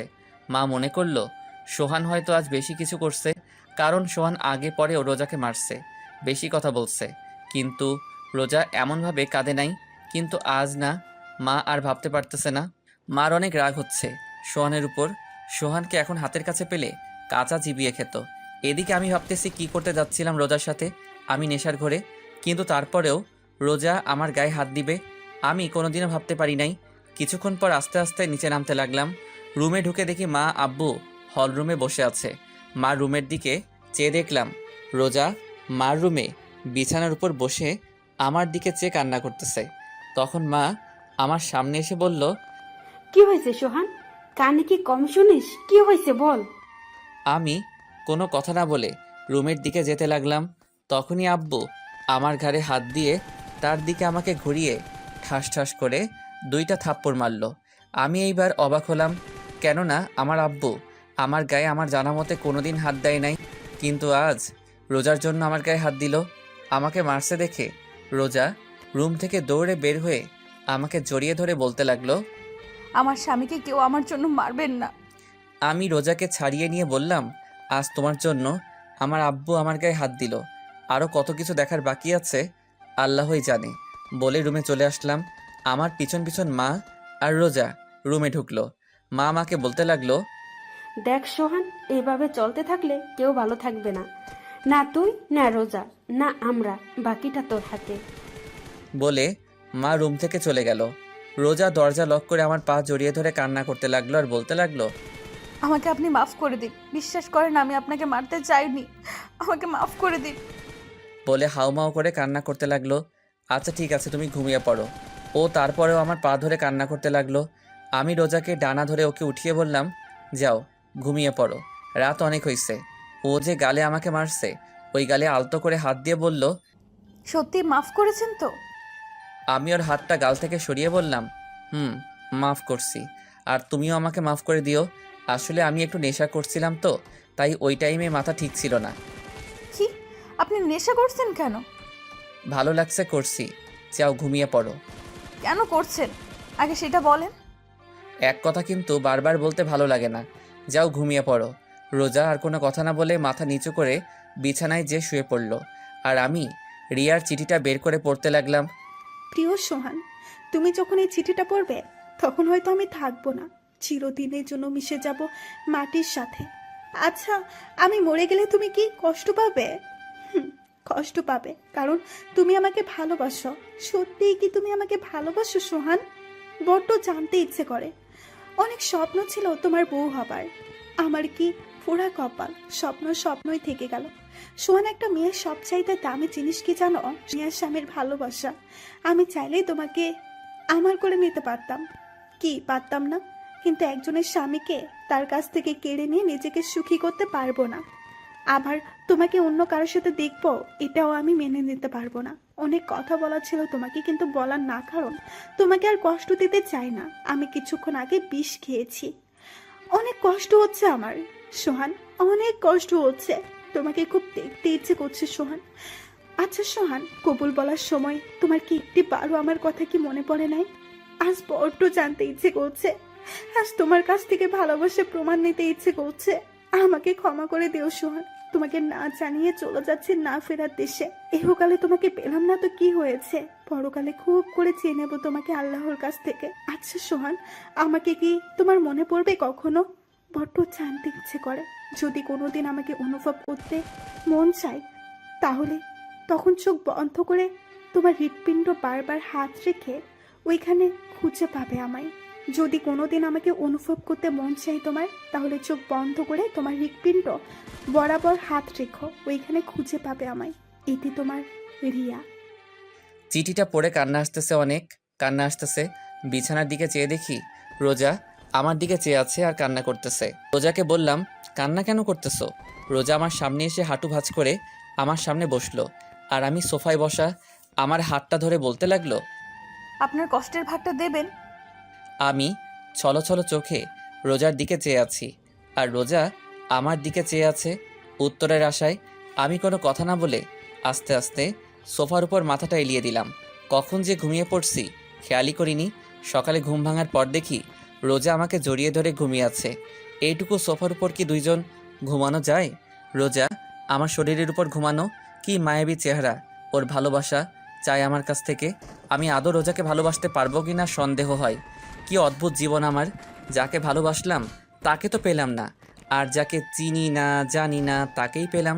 কি করব আমি এখন? সব কিছু অন্ধকার লাগতেছে। আমার কাছে মনে হয় আমার জীবনটা এখানেই থেমে গেছে। রোজাকে সরিয়ে দিয়ে ঘুম থেকে উঠে ফ্রেশ হয়ে নাস্তা করে বাইরে বের হলাম। চলতি পথে রিয়ার মার সাথে দেখা আমার দিকে এমন ঘৃণার চোখে তাকালো যেন আমি রিয়াকে গলা টিপে মেরে ফেলেছি। রাস্তায় কিছুক্ষণ ঘোরাঘুরির পর দুপুরবেলা বাসায় আসলাম। বাসায় এসে টেবিলে দেখলাম আমার জন্য আমার প্রিয় খাবারগুলো সব রান্না করা। দেখে অনেক খুশি হলাম। তাড়াতাড়ি একটু ফ্রেশ হয়ে খেতে বসলাম। খেতে খেতে মাকে বললাম, মা আজকে রান্নাটা অনেক ভালো হয়েছে। আজ রোজা রান্না করেছে, তুই কি কি পছন্দ করিস আমার কাছে জেনে রান্না করছে। আমাকে তো রান্নাঘরে ঢুকতেই দেয় নাই। আমি রোজার দিকে তাকিয়ে দেখি ও মুচকি মুচকি হাসতেছে। ওর হাসিটা আমার কাছে অনেক ভালো লাগে, কিন্তু এখন কী রকম বিষের মতো লাগতেছে ওর হাসিটা। ওর প্রশংসা করলাম আমি তো জানতামই না যে ও রান্না করছে আজ। খাবার টেবিল আর কোনো কথা বললাম না, চুপচাপ খেয়ে আমার রুমে আসলাম। কিছুক্ষণ পর রোজা আমার রুমে আসলো। এসে শাড়িটা এত পরিমাণ নিচে নামালো যে ওর কোমর সম্পূর্ণ দেখা যাচ্ছে। হয়তো আমাকে কাছে টানার চেষ্টা করছে, কিন্তু আমি ওকে না দেখার ভান করে চুপচাপ বসে রইলাম। আস্তে আস্তে আমার পাশে ঘুরঘুর করতেছে আর কোমরের কাপড়টা একটু সরাচ্ছে আবার দিচ্ছে, একটু সরাচ্ছে আবার দিচ্ছে। এবার আমি রোজাকে বললাম, কিছু বলবা? রোজা মাথা নাড়িয়ে না বলল, আবার মাথা নাড়িয়ে হ্যাঁ বলল। আমি একটু হেসে বললাম, কি বলবা বলো? না মানে কাল রাতে আপনি আমাকে। বলে থেমে গেল। কাল রাতে কি? এই যে আমি ঘুমিয়েছিলাম, আপনি আমাকে। বলে আবার থেমে গেল। আমি বুঝতে পারছি ও কি বলতে চাচ্ছে। আমি বললাম, সরি বললাম না, তখন আমি নেশা করছিলাম তো তাই তোমাকে। না মানে, আচ্ছা সরি, আর কোনোদিনও এমন হবে না। আপনার ইচ্ছা হলে আপনি আমার সাথে যা ইচ্ছা করতে পারেন, আমি কিছু মনে করব না। আমি ওর দিকে চেয়ে আছি। ও আস্তে আস্তে চোখ খুলে দেখে যে আমি ওর দিকে চেয়ে আছি। ও লজ্জায় দৌড়ে রুমের বাইরে চলে গেল। কিছুক্ষণ পর মা রুমে আসলো, এসে আমার পাশে বসলো। কিছু বলবা? তাকে সিদ্ধান্ত নিলি? কি সিদ্ধান্ত? রোজার বিষয়।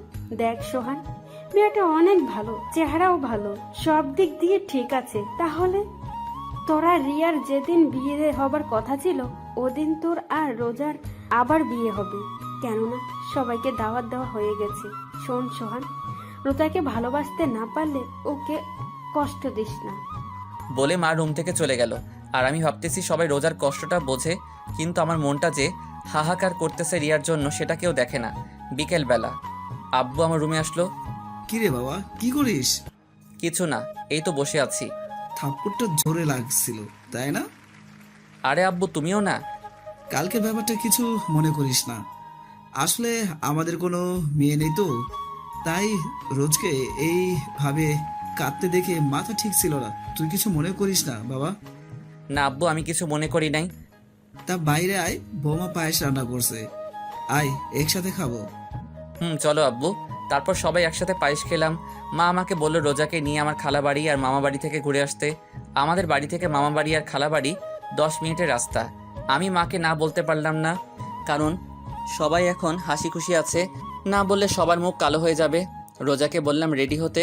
কিছুক্ষণ পর রোজা রেডি হয়ে বোরখা পরে আসলো। বোরখাটা 2-3 জায়গায় ছেঁড়া। আমি বললাম, এই ছেঁড়া বোরখা পরে যাবে? আমার তো আর বোরকা নাই। তা আগে বলবা না তোমার বোরখা নাই? আগে মার্কেট চলো, তোমার কি কি লাগবে কিনে এনে তারপর মামার বাড়ি যাব। বলে রোজাকে নিয়ে বের হতে যাব। এরই মধ্যে মা সামনে এসে আমার বাইকের চাবি আমার হাতে দিল। আমি মায়ের দিকে জিজ্ঞাসার দৃষ্টিতে তাকিয়ে রইলাম। মা বলল, মনে আছে বাইক কেনার সময় কি বলছিলি? যে আমি বিয়ে করব তখন বাইকে করে আমার বউকে নিয়ে ঘুরবো, এর আগে আমি বাইক চালাবো না।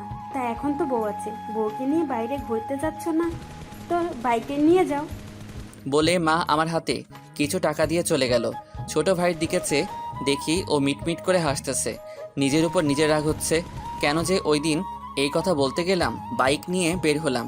এলাকার সবাই আমাদের দিকে চেয়ে আছে একটু ঘৃণার চোখে। বন্ধু বান্ধব তো আমার সাথে কথাই বলে না, শুধুমাত্র ইমন ছাড়া। মার্কেটে এসে কেনাকাটা করে আবার বাসায় আসলাম। রোজা বোরকা চেঞ্জ করে আসলো। প্রথমে মামা বাড়ি আসলাম, কথাবার্তা বলে খালার বাড়ি আসলাম। খালার বাসায় কিছুক্ষণ বসে বাসার দিকে রওনা দিলাম। রোজাকে আজ অনেক হাসি খুশি লাগতেছে। রোজা সবার সাথে এমনভাবে কথা বলছে মনে হয় এনারা সবাই রোজার সাথে যুগ যুগ ধরে পরিচয় আছে। বাসায় আসলাম, এসে হাত মুখ ধুয়ে বিছানায় শুয়ে শুয়ে ভাবতেছি রিয়ার কথা। রিয়া নামটা শুনেই ওকে ভালোবেসে ফেলেছিলাম। রিয়ার কথা আমার মাথা থেকে যাই না। সারাদিন ওকে মনে না পড়লেও রাতে চোখ বন্ধ করার সময় রিয়ার কথা আমার মনে পড়ে। কুড়ে কুড়ে খাই আমাকে রিয়ার সাথে কাটানোর স্মৃতিগুলা। রোজা রুমের ভিতর ঢুকলো আর বলল, আম্মু ভাত খেতে ডাকে। আমার এখন ভালো লাগতেছে না, পরে খাবো। এই কথা বলার সাথে সাথে রোজা আমার পাশে এসে আমার কপালে হাত দিয়ে বলল, কেন ভালো লাগতেছে না? শরীর ঠিক আছে তো? আমি রোজার হাতটা আমার কপাল থেকে সরিয়ে বললাম, আরে বাবা তেমন কিছু না, এমনি পরে খাবো। রোজা মুখটা কালো করে বাইরে চলে গেল। কিছুক্ষণ পর মা রুমে আসলো, এসে বলল, কি রে, তুই বলে ভাত খাবি না? পরে খাবো বললাম তো রোজাকে। রোজা না খেয়ে আছে, বলছে তুই না খেলে নাকি খাবে না। মা আমার এসব আগলা পিরিত কিন্তু ভালো লাগে না, চুপচাপ খেতে আয়। বলে মা চলে গেল। আমিও খাইতে যাই নাই, আমার এসব আগলা পিরিত মোটেও ভালো লাগে না। কিছুক্ষণ পর বাইরে থেকে আব্বু ডাকতেছে ভাত খাইতে। একরাশ রাগ নিয়ে খাবার টেবিলে গেলাম। খাবারকে রুমে আসলাম। রোজা মার সাথে একটু কাজ করে রুমে আসলো। আমি বিছানায় শুয়ে আছি। রোজা এসে আমার পাশে শুয়ে পড়লো। আমি উপরের দিকে চেয়ে আছি আর রোজা আমার দিকে। আমি ওর দিকে ফিরে বললাম, কি হলো, ঘুমাও? রোজা এক ধ্যানে আমার দিকে চেয়ে আছে। ওর মুখের সামনে আঙুল দিয়ে তুড়ি বাজিয়ে বললাম, কি হলো, শুনতে পাও না? কি হয়েছে? বলছিলাম কি, ওইভাবে তাকিয়ে কি দেখো? আমার স্বামীকে। তা দেখা কি হয়েছে? হইলে ঘুমাও। না, দেখা হয় নাই। তাহলে তুমি দেখো, আমি ঘুমাই। আপনি এরকম কেন? কি রকম? এই যে আমার সাথে ভালো মতো কথা বলেন না, একটু ভালোবাসেন না। আমি চুপ করে আছি। এই প্রশ্নের উত্তর আমার কাছে নেই। আমার চুপ থাকা দেখে রোজা আমার বুকের উপর হাত দিয়ে একদম মুখের কাছে মুখটা এনে বলল। একটু ভালোবাসলে কি হয়? আমি রোজাকে আমার কাছ থেকে সরিয়ে বললাম, সব কিছু জেনে এই কথা বলো কিভাবে? রোজা আমার আরও কাছে এসে বলল, স্বামী হন, আমার প্রেমিক না। তো তো বুঝি না। ভালো না বাসলে রিয়া আপুর মতো আমিও বিষ খেয়ে মরে যাব। আমি একটু ভয় পেয়ে গেলাম রোজার মুখে এমন কথা শুনে। আমি চুপ আছি দেখে রোজা আবার বলতে লাগলো, কি ভালোবাসবেন নাকি? আমি এখনো চুপচাপ রইলাম। এবার রোজা আমার পেটের উপর উঠে বসলো আর পুরা ঝুঁকে ওর মুখটা আমার মুখের কাছে এনে বলল, একটু ভালোবাসেন না? আমার কাছ থেকে কোনো উত্তর না পেয়ে আমার হাতটা নিয়ে ওর মুখে আমার হাত বোলাতে লাগলো আর বলতে লাগলো, একটু আদর করেন না? আমি হাতটা ওর হাত থেকে ছিনিয়ে নিলাম আর ও সাথে সাথে আমার মুখে, গলায়, বুকে অগণিত চুমু দিতে লাগলো। আমি পাগল হয়ে যাচ্ছি। মন চাচ্ছে রোজার ভিতর ডুব দিতে, কিন্তু রোজা পাগলের মতো চুমু দিতে লাগলো। আমি কোনো প্রকার রেসপন্স করতেছি না। এই প্রথম কোনো মেয়ে আমাকে লিপ কিস করলো। আমি আর নিজেকে ধরে রাখতে পারি নাই। আমি কেন, অন্য যে কোনো পুরুষ নিজেকে ধরে রাখতে পারবে না এরকম সময়? বিলিয়ে দিলাম নিজেকে রোজার মাঝে। ভেসে গেলাম দুজনে এক অন্য রকম সুখের জগতে। সকালে বৃষ্টির মতো টুপ টুপ করে পানি পড়তেছে মুখের উপর। চোখ মেলে তাকিয়ে দেখি রোজা গোসল করে এসেছে আর ও চুলের পানি আমার মুখের উপর ফেলতেছে। আমি রোজার দিকে চেয়ে আছি।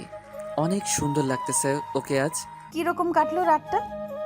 আমি রোজার দিকে তাকিয়ে বললাম, আমার কাছ থেকেও নিজের অধিকারটা নিয়ে নিলে? রোজা একটু রাগী লুক নিয়ে একদম আমার কাছে এসে বলল, স্বামীর কাছ থেকে স্ত্রীর অধিকার নিলাম, তাতে আপনার কি? আর হ্যাঁ, আজকের পর থেকে আজ রাতে যেভাবে ভালোবাসছেন প্রতিদিন এইভাবে ভালোবাসবেন আমাকে। নইলে কি? যেভাবে রাতে অধিকার আদায় করে নিচ্ছি এইভাবেই আদায় করে নেব। বলে রোজা আমার কপালে আলতো করে একটা চুমু দিয়ে চলে গেল। দরজার সামনে দাঁড়িয়ে রোজা আবার বলল, গোসল করে তাড়াতাড়ি নাস্তা করতে আসেন। বলে চলে গেল। গোসল করে নাস্তার টেবিলে আসলাম। রোজাকে দেখে মনে হচ্ছে ও হাসি খুশিভাবে সবার সাথে কথা বলতেছে। এরকম হাসি খুশি রোজাকে আগে পরে দেখিনি আমি। মা রোজাকে জিজ্ঞাসা করলো, কি রে রোজা, তুই তো মনে হয় আজ অনেক খুশি। রোজা মাকে ইশারায় বলল, হুম। তা জানতে পারি এত খুশির কারণ কি? তা তো বলা যাবে না আম্মু। রোজাকে মার সাথে এইভাবে কথা বলতে দেখে আমার গা জ্বলতেছে। কোনো রকম নাস্তা করে বাইরে বের হতে যাব, সামনে এসে রোজা পথ আটকালো আর বলল, কোথায় যাওয়া হচ্ছে শুনি? রোজা এমনভাবে কথাটা বলল আমার রাগ উঠে গেল। তারপরও আমি শান্তভাবে বললাম, সামনে থেকে সরো। রোজা আবারও বলল, আমি কি বললাম শুনলেন নাই নাকি? আমি রেগে রোজার দুই ডানা ধরে ঘরের ভিতর জোরে সরিয়ে দিয়ে আমি বাইরে চলে আসলাম। বাইরে কিছুক্ষণ ঘোরাফেরা করে বাসায় আসলাম। দেখলাম দরজা খোলা। ভিতরে ঢোকার সাথে সাথে দেখলাম রক্ত আর রক্ত। বাসায় মা, আব্বা, ছোট ভাই, রোজা কেউ নাই। আমার প্রচুর ভয় করতে লাগলো। আমার পুরা শরীর কাঁপতে লাগলো। আর কি হলো? মারে আব্বাকে ফোন দিলাম, কিন্তু তাদের ফোন বাসায়। সজীবকে ফোন দিলাম। সজীব সাথে সাথে ফোন ধরে বলল, ভাইয়া তুমি কোথায়? কাঁদতে কাঁদতে কথাগুলো বলল সজীব। কেন, কি হয়েছে? তুমি তাড়াতাড়ি খুলনা মেডিকেলে আসো। কার কি হয়েছে? রোজা ভাবি। কি কি কি হয়েছে রোজার? তুমি তাড়াতাড়ি আসো। বলে ফোন কেটে দিল। আমি বাইক নিয়ে হাসপাতালে গেলাম। ভিতরে ঢুকে দেখলাম মা, আব্বা, সজীব অপারেশন থিয়েটারের বাইরে দাঁড়ানো। আমি তাদের পাশে দাঁড়ালাম। মা আমাকে দেখার সাথে সাথেই আমার সামনে এসে আমাকে থাপ্পড় মারল আর বলতে লাগলো, এত ঘৃণা করিস রোজাকে? মা চুপ, আর না, অনেক সহ্য করেছি, আর না। তোর মতো ছেলে আমি জন্ম দিয়েছি ভাবতেও ঘৃণা করি। তোর মতো ছেলে আমার বাড়ির কোনো স্থান নেই। জামা কাপড় নিয়ে বের হবি বাড়ি থেকে। আমি আব্বুর দিকে তাকিয়ে বললাম, আব্বু তুমি কিছু বলবা না? বাড়ি থেকে বের হয়ে আমাদের একটু শান্তিতে থাকতে দে। আমি আর কোনো কথা না বলে বাইক নিয়ে বাসায় আসলাম। বাইকটা রেখে জামা কাপড় একটা ব্যাগে নিয়ে বাসা থেকে বের হয়ে পড়লাম। কোথায় যাব জানি না। দুপুরবেলা রৌদ্রের তীব্রতাপে উদ্দেশ্যহীনভাবে হাঁটতেছি রাস্তায় আর ভাবতেছি কি করলাম আমি, কি কারণে মা আব্বু বের হয়ে যেতে বলল আমাকে বাড়ি থেকে। ঢাকার একটা টিকিট কাটলাম, ঢাকা যাব, ওইখানে যে কিছু একটা করা যাবে। বাসে উঠে চলে আসলাম ঢাকা। বন্ধু মিজানের কাছে আসলাম, ও তো আমাকে দেখে পাগল। দোস্ত কতদিন পর দেখলাম তোকে। এই তো 2-3 বছর পর। হালা 4 বছরের বেশি। হুম। আচ্ছা তুই একটু রেস্ট নে, আমি আসতেছি। তোর আব্বু আম্মু কোথায়? তারা নানা বাড়ি গেছে, 5-6 দিন পর আসবে। মিজান বলেই বাইরে চলে গেল আর আমি ঘুমিয়ে পড়লাম। বিকেলে ঘুম থেকে উঠে খাওয়া দাওয়া করে আমি আর মিজান বাইরে কিছুক্ষণ ঘোরাঘুরি করে বাসায় আসলাম।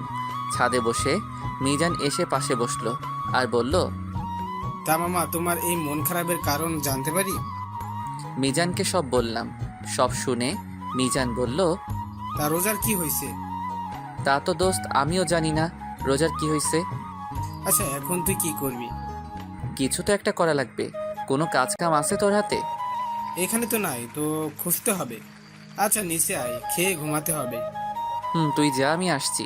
কিছুক্ষণ পর নিচে আসলাম, খাওয়া দাওয়া করে ঘুমিয়ে পড়লাম।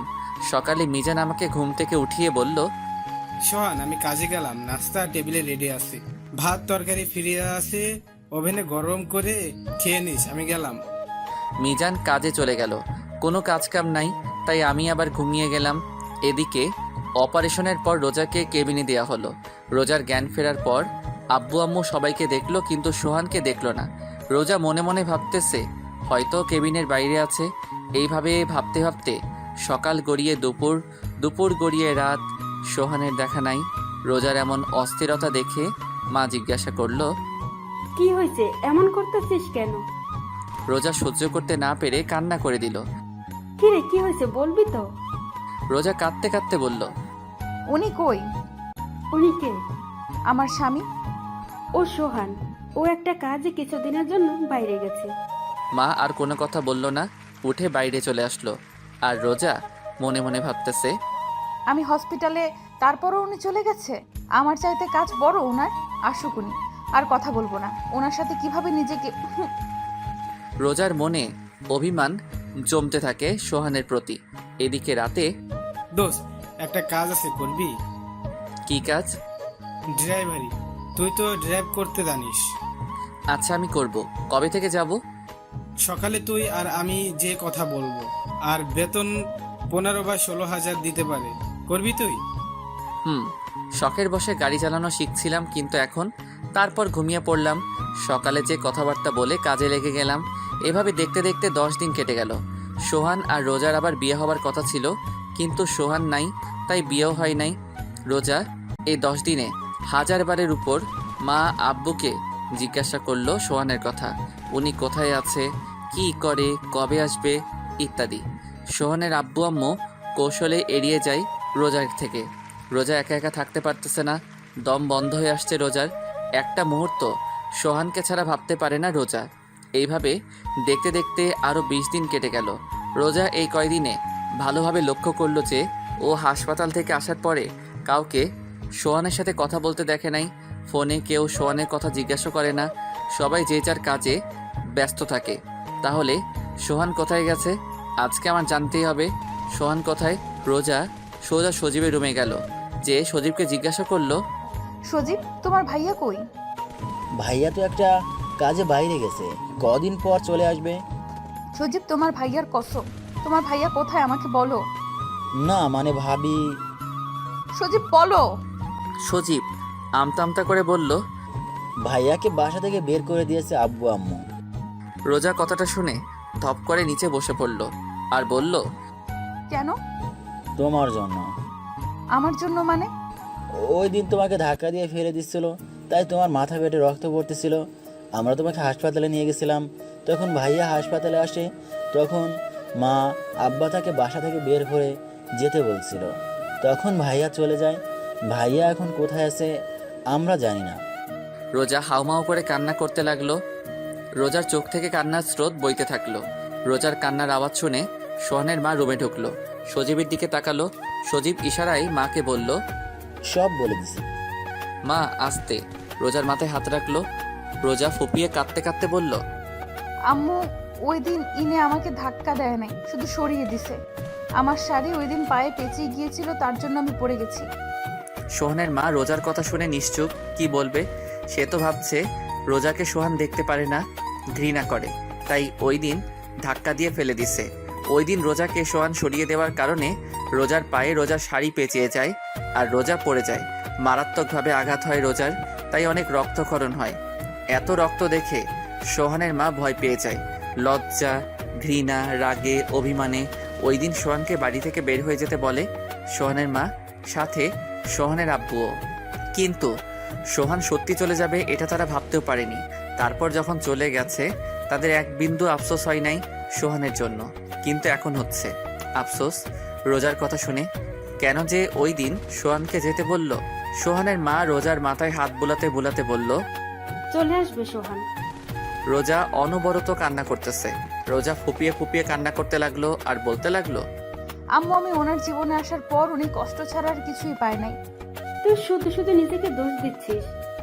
না আম্মু, আমার কারণে ওনার ভালোবাসার মানুষকে হারালে, আমার কারণে আজ উনি ওনার পরিবার ছাড়া। আম্মু আপনার পায়ে পড়ি, আমার কাছে আমার স্বামীর আইনা দেন আম্মু। রোজার এইভাবে কান্না করতে দেখে সোহানের মারও কান্না চলে আসে। সোহানের মা কান্না করতে করতে বলল, তোর স্বামীরা যেভাবে হোক তোর কাছে এনে দেবো মা, তুই একদম ভেঙে পড়বি না। রোজার আজ অনেক কষ্ট হচ্ছে। মনে মনে ভাবছে, কি দিলাম আমি ওনাকে? ওনারে কিছু দেওয়ার আগেই ওনার কাছ থেকে অজান্তে সবকিছু কেড়ে নিলাম। সোহানের আব্বু আম্মু ছোট ভাই খোঁজ খবর শুরু করে দিছে সোহান কোথায় আছে, কিন্তু তারা সোহানের কোনো খবর পায় নাই। সোহানের সব বন্ধু বান্ধবের কাছে গেছিল, কিন্তু তারাও কেউ সোহানের খবর জানে না। সোহানের আব্বু আম্মু সারাদিন খোঁজে রাতে বাসায় আসলো, দরজায় কড়া নাড়ল, সাথে সাথে রোজা দরজা খুলল। আজ সারাদিন রোজা দরজার পাশে বসেছিল, কখন নিয়ে আসবে সোহানকে আব্বু আম্মু। কিন্তু দরজা খুলে সোহানের আব্বু আম্মুর মুখ কালো দেখে রোজা কান্না করতে লাগলো আর বলতে লাগলো, আম্মু আমার স্বামী কই? মা কি বলবে, তার কাছে কোনো উত্তর নাই। তারপরও কোনো রকম ভাবে রোজাকে বলল, দেখ মা, তুই কোনো চিন্তা করিস না, আমি যেভাবে হোক তোর স্বামীকে তোর কাছে ফিরিয়ে দেব। রোজা মাকে জড়িয়ে ধরে কান্না করতে লাগলো। আম্মু আমি এত কষ্ট সইতে পারতেছি না, ওনারে ছাড়া আমার দম বন্ধ হয়ে আসে। মা রোজাকে বলল, একটু ধৈর্য ধর। আর কত আম্মু, এতদিন তোমরা আমারে কেন মিথ্যা বলছো যে উনি কাজে গেছে? তুই অসুস্থ ছিল আর আমি জানি তুই সোহানকে ভালোবাসিস। তুই যদি জানতি সোহান চলে গেছে তাহলে তুই কষ্ট পাবি, ভেঙে পড়বি, তাই বলিনি। কিন্তু আমি তোকে ওয়াদা করতেছি সোহানকে তোর কাছে এনে দেব যেভাবে হোক। এদিকে সোহান একটা আলাদা রুম নিছে। এখন একা একা মাঝে মাঝে মিজান এসে দেখা করে যায়। আমি সকাল 10টায় কাজে যাই আর বিকাল 4 বা 5টায় বাসায় আসি। এসে রান্না বান্না করে একটু বাইরে ঘোরাফেরা করি, তারপর খাওয়া দাওয়া করে ঘুম। রিয়ার কথা আমার অনেক মনে পড়ে, রোজার কথাও মনে পড়ে। রাতে ঘুমানোর সময় রোজার সাথে আমার বিয়ে হওয়ার পর ওর এক একটা রাত আমার আলাদাভাবে কাটছে।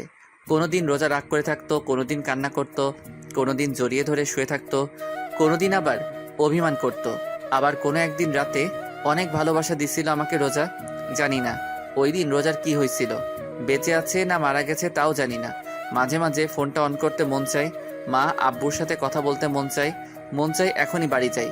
কিন্তু যখনই বাড়ি যেতে মন চায় তখনই আব্বুর ওই কথা মনে পড়ে, আমাদের একটু শান্তিতে থাকতে দে। তারা কি বোঝে না তাদের ছেড়ে থাকতে আমার কত কষ্ট হয়, কত খারাপ লাগে। কাউকে কিছু বলতেও পারি না, সইতেও পারি না। এভাবে দেখতে দেখতে আরও 1 মাস কেটে গেল। অনেক খোঁজ করছে সোহানকে। সোহানের আব্বু আম্মু কিন্তু কোথাও সোহানকে পাই নাই। রোজা খাওয়া দাওয়া ধরতে গেলে ছেড়ে দিয়েছে। একবেলা খাইতো, 2 বেলা খায় না, তাও সোহানের মার জোড়াজড়িতে খাই। ঠিকমতো ঘুমিয়ে আসে না, ওর কাঁদতে কাঁদতে রাত পার করে। চোখের নিচে দেখে মনে হয় কেউ পাতিল থেকে কালি দিয়ে লাগিয়ে দিছে চোখের নিচে। রোজার এমন অবস্থা সইতে পারে না সোহানের মা শাড়ির আঁচলের আড়ালে মুখ চেপে বোবা কান্না করে। রোজা না খেতে অজ্ঞান হয়ে পড়ে। ডাক্তার ডাকার পর, ডাক্তার চেক আপ করার পর সোহানের মাকে বলে, মিষ্টি খাওয়ান। মানে আপনি দাদি হতে চলেছেন। মা আব্বু এই কথা শুনে খুশিতে কান্না করে দিল। রোজার জ্ঞান ফেরার পর রোজার জন্য খাবার আনলো মা। ভাত মাখতে মাখতে মা বলল, এখন থেকে আর না খেয়ে থাকবি না, কারণ এখন আর তুই একা না, বুঝলি? মানে আম্মু, আর আমি এখন ভাত খাবো না। চুপচাপ খা, নইলে আমার দাদুভাই কষ্ট পাবে। দাদু ভাই মানে? আরে পাগল, তোর গর্বে তোর স্বামীর সন্তান। রোজা রোজার পেটের উপর হাত দিয়ে অবাক চোখে সোহানের মায়ের দিকে চেয়ে আছে। সোহানের মা ইশারায় মাথা নাড়িয়ে রোজাকে হ্যাঁ বলল। রোজা ঢুকরে কেঁদে উঠল। সোহানের মা বাম হাত দিয়ে রোজাকে জড়িয়ে ধরে বলল, এখন থেকে আর তুই নিজেকে নিজে কষ্ট দিবি না। এখন তোর ভিতরে কিন্তু ছোট্ট সোহান বড় হচ্ছে। রোজা অনবরত কান্না করতে আছে। আস্তে আস্তে রোজাকে ভাত খাওয়ানোর পর রোজাকে শুইয়ে দিয়ে সোহানের মা চলে আসলো। রোজা বিছানায় শুয়ে শুয়ে একা একা বলতেছে, কোথায় আপনি? আমার কথা কি আপনার মনে পড়ে না? আমি কি করছি? আমাকে এইভাবে কেন কষ্ট দেন? আমারও নিয়ে যাইতেন আপনার সাথে। আমার ভালো লাগে না আপনারে ছাড়া। আপনি কেন বোঝেন না? পাগলের মতো একা একা কথা বলতে থাকে রোজা। এভাবে দেখতে দেখতে আরো 1 মাস চলে গেল। রোজা এখন নিজেকে একটু শক্ত করছে, কারণ তার স্বামীর সন্তান তার গর্ভে। বিয়ের পর সোহানকে কিছুই দিতে পারে নাই রোজা, তাই সোহান যে দিন আসবে সেদিন সোহানকে সোহানের সন্তান দেবে। সোহানের মা সারাদিন রোজার আশেপাশে থাকে, রোজাকে কোনো কাজ করতে দেয় না। রোজার কখন কি প্রয়োজন রোজার বলার আগে এনে দেয়, কিন্তু সোহানকে এনে দিতে পারল না। সোহানের মা অনেক কবিরাজের কাছে গেছে সোহানকে ফিরে আনানোর জন্য। কবিরাজরা তাবিজ তুবিজ দিছে, কিন্তু তাতে কোনো কাজ হয় নাই। রিয়ার আম্মু কিভাবে সোহানের বিয়েটা হয়েছে সেটা জানার পর রোজাকে দেখতে আসছিল, কিন্তু ওনার ভুলটা বুঝতে পারে যে এই বিয়েতে সোহানের কোনো মত ছিল না। শুধু সোহানের আব্বু আম্মুর জন্য দায়ী করে বিয়েটা করছে। রোজা এতিম জেনে রোজাকে রিয়ার স্থান দেয় রিয়ার মা। রোজাকে মেয়ে হিসেবে মেনে নেয় রিয়ার মা। রিয়ার মা সোহানের আম্মুকে বলে, সোহান যেদিন আসবে তার পরের দিনই রোজাকে আমাদের বাড়ি থেকে অনুষ্ঠান করে উঠিয়ে দেবে সোহানের ঘরে। একটু হলেও শান্তি বিরাজ করতেছিল সোহানের ঘরে, কিন্তু এদিকে সোহান কাজে যায়, খায় দায়, ঘুমায়। এখন রিয়ার চাইতে রোজাকে বেশি মনে পড়ে, কেন জানি না মন চায় রোজার কাছে যাইতে। মাঝে মাঝে মনে হয় রোজা আমাকে ডাকতেছে। কি মনে করে আজ ফোনটা অন করলাম, হাজার হাজার SMS, মিসড কল, মা, আব্বু, সজীব, ইমন, আরও কিছু বন্ধুদের মিসড কল আসছে। খুব বেশি অবাক হলাম রিয়ার মার মিসড কল দেখে। ফোনটা হাতে নিয়ে এইসব SMS-গুলো দেখতেছিলাম। এরই মধ্যে সজীবের ফোনটার দিকে এক ধ্যানে তাকিয়ে আছি। দেখতে দেখতে ফোনটা কেটে গেল, ধ্যানটাও ভেঙে গেল। আবার ফোন সজীবের, রিসিভ করলাম। হ্যালো ভাইয়া, তুমি কোথায়? আমি নিশ্চুপ, কোনো কথা বলতেছি না। সজীব হ্যালো হ্যালো বলেই যাচ্ছে। মা মা মা, ভাবি ভাবি, ও ভাবি। কি হয়েছে? ফোনের ওপাশে থেকে এই কথাগুলো শুনে ফোনটা কেটে দিলাম। কেন জানি না মার কণ্ঠস্বরটা শুনে মনটায় কী রকম একটা শান্তি লাগতেছে। ফোনটা অফ করে ঘুমিয়ে পড়লাম। এদিকে সোহানের ফোন অন পেয়ে সজীব অনেক খুশি হয়, কিন্তু সজীবের খুশি মাটি চাপা পড়ে যায় সোহান ফোন কেটে দেওয়াতে। সজীবের সামনে মা ভাবি দাঁড়িয়ে আছে, জিজ্ঞাসার দৃষ্টিতে তাকিয়ে আছে সজীবের দিকে। সজীব শান্তভাবে বলল, ভাইয়ার ফোন অন পাইছিলাম, ফোন ধরে হ্যালো বলেই কেটে দিল, এখন ফোন বন্ধ বলতেছে। রোজা মুখটা আড়াল করে কান্না করে দৌড়াতে দৌড়াতে রুমে চলে গেল। বিছানার উপর লাফ দিয়ে শুয়ে কান্না করতে লাগলো। সোহানের মা দরজার আড়াল করে দাঁড়িয়ে রোজার এমন কান্না দেখে। দেখা ছাড়া যে তার আর কিছুই করার নাই।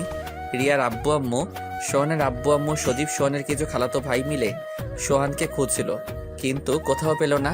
খুঁজলো বলতে সোহানের সব বন্ধুদের বাসায় আরো টুকটাক জায়গায়। রাতে সবাই বাসায় আসলো খালি হাতে।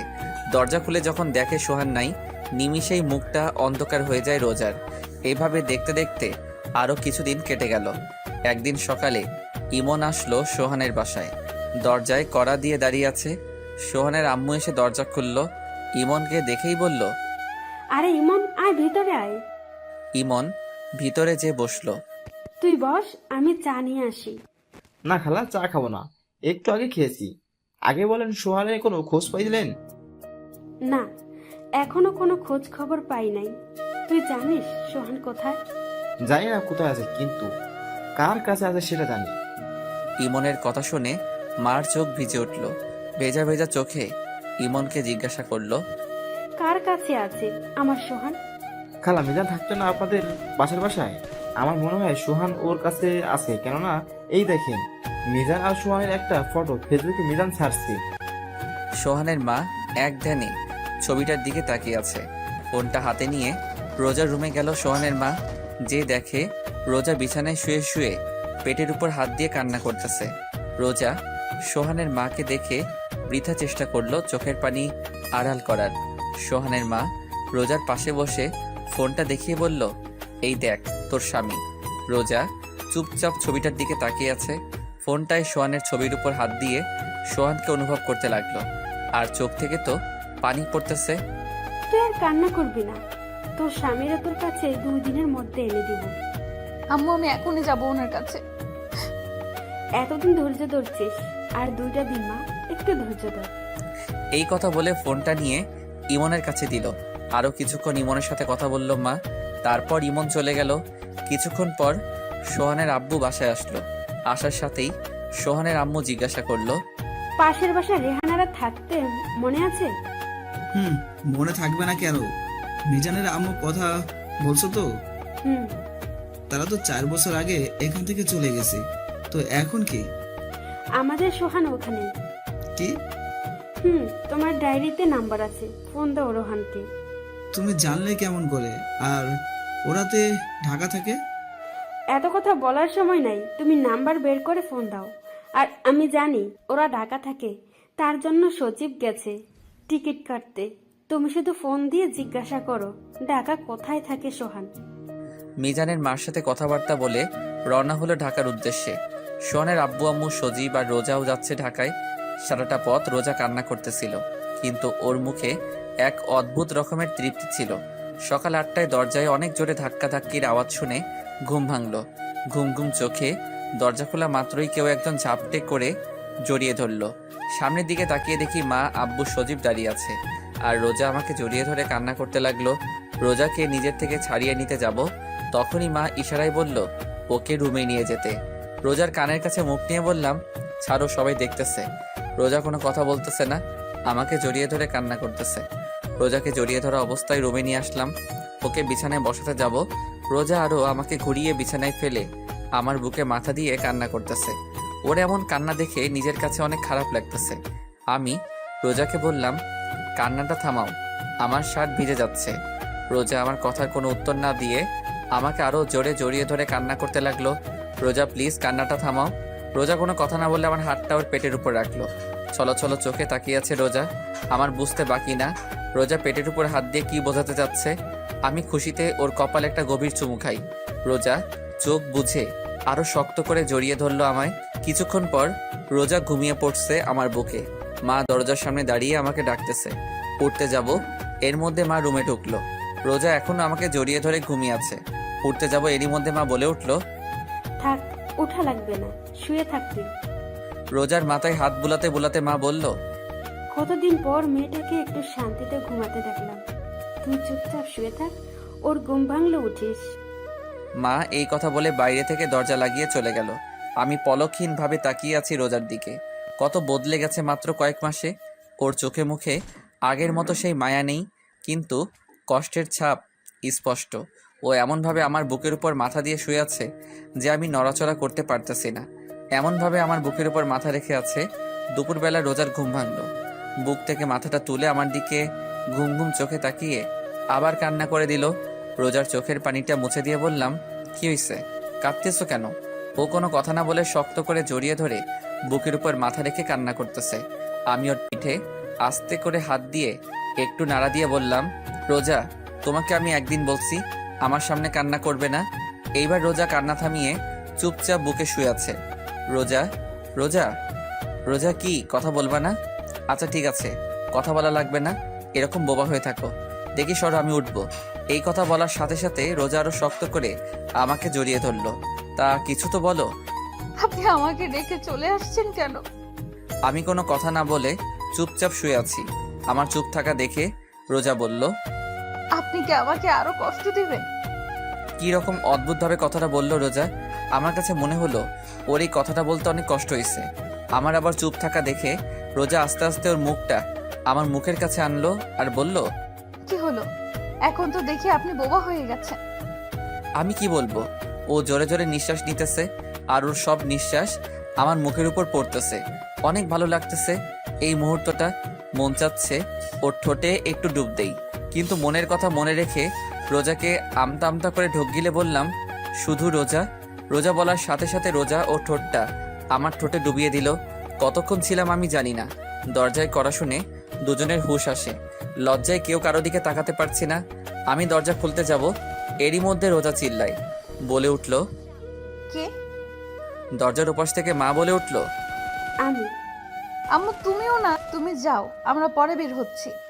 আচ্ছা, তোর যখন খুশি তখন বের হ। টেবিলে খাবার রাখা আছে, আমরা একটু মিজানদের বাসায় যাচ্ছি। আচ্ছা আম্মু, ঠিক আছে।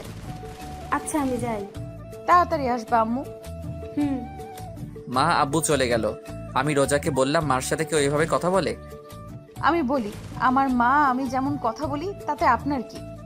ওই কথা বলে রোজা আবার ওর ঠোঁট আমার ঠোঁটের কাছে আনতে লাগলো।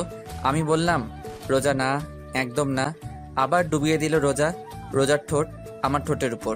কিছুক্ষণ পর নিজেকে রোজার কাছ থেকে ছাড়িয়ে নিয়ে বললাম, যাও হাত মুখ ধুয়ে আসো, ভাত খাবো।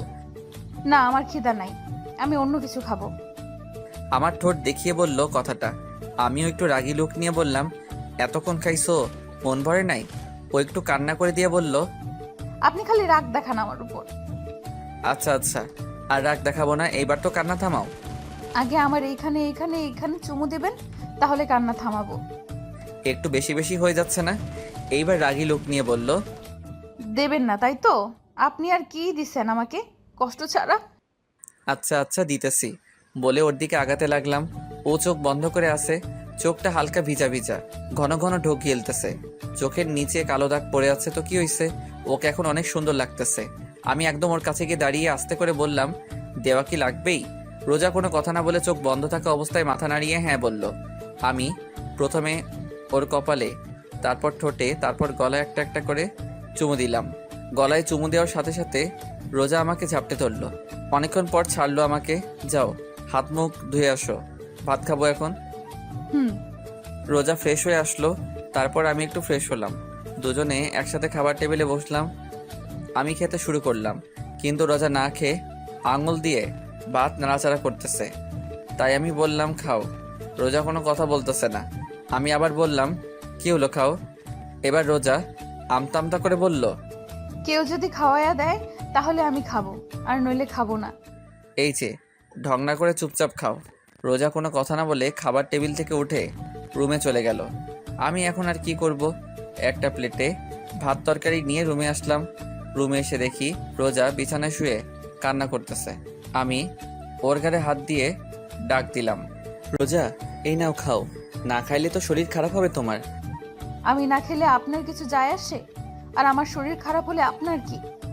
তোমার শরীর খারাপ হলে আমার কিছু যায় আসে না, কিন্তু আমার সন্তান তোমার গর্ভে। তোমার শরীর খারাপ হলে আমার সন্তানেরও সমস্যা হবে। নাও হা করো।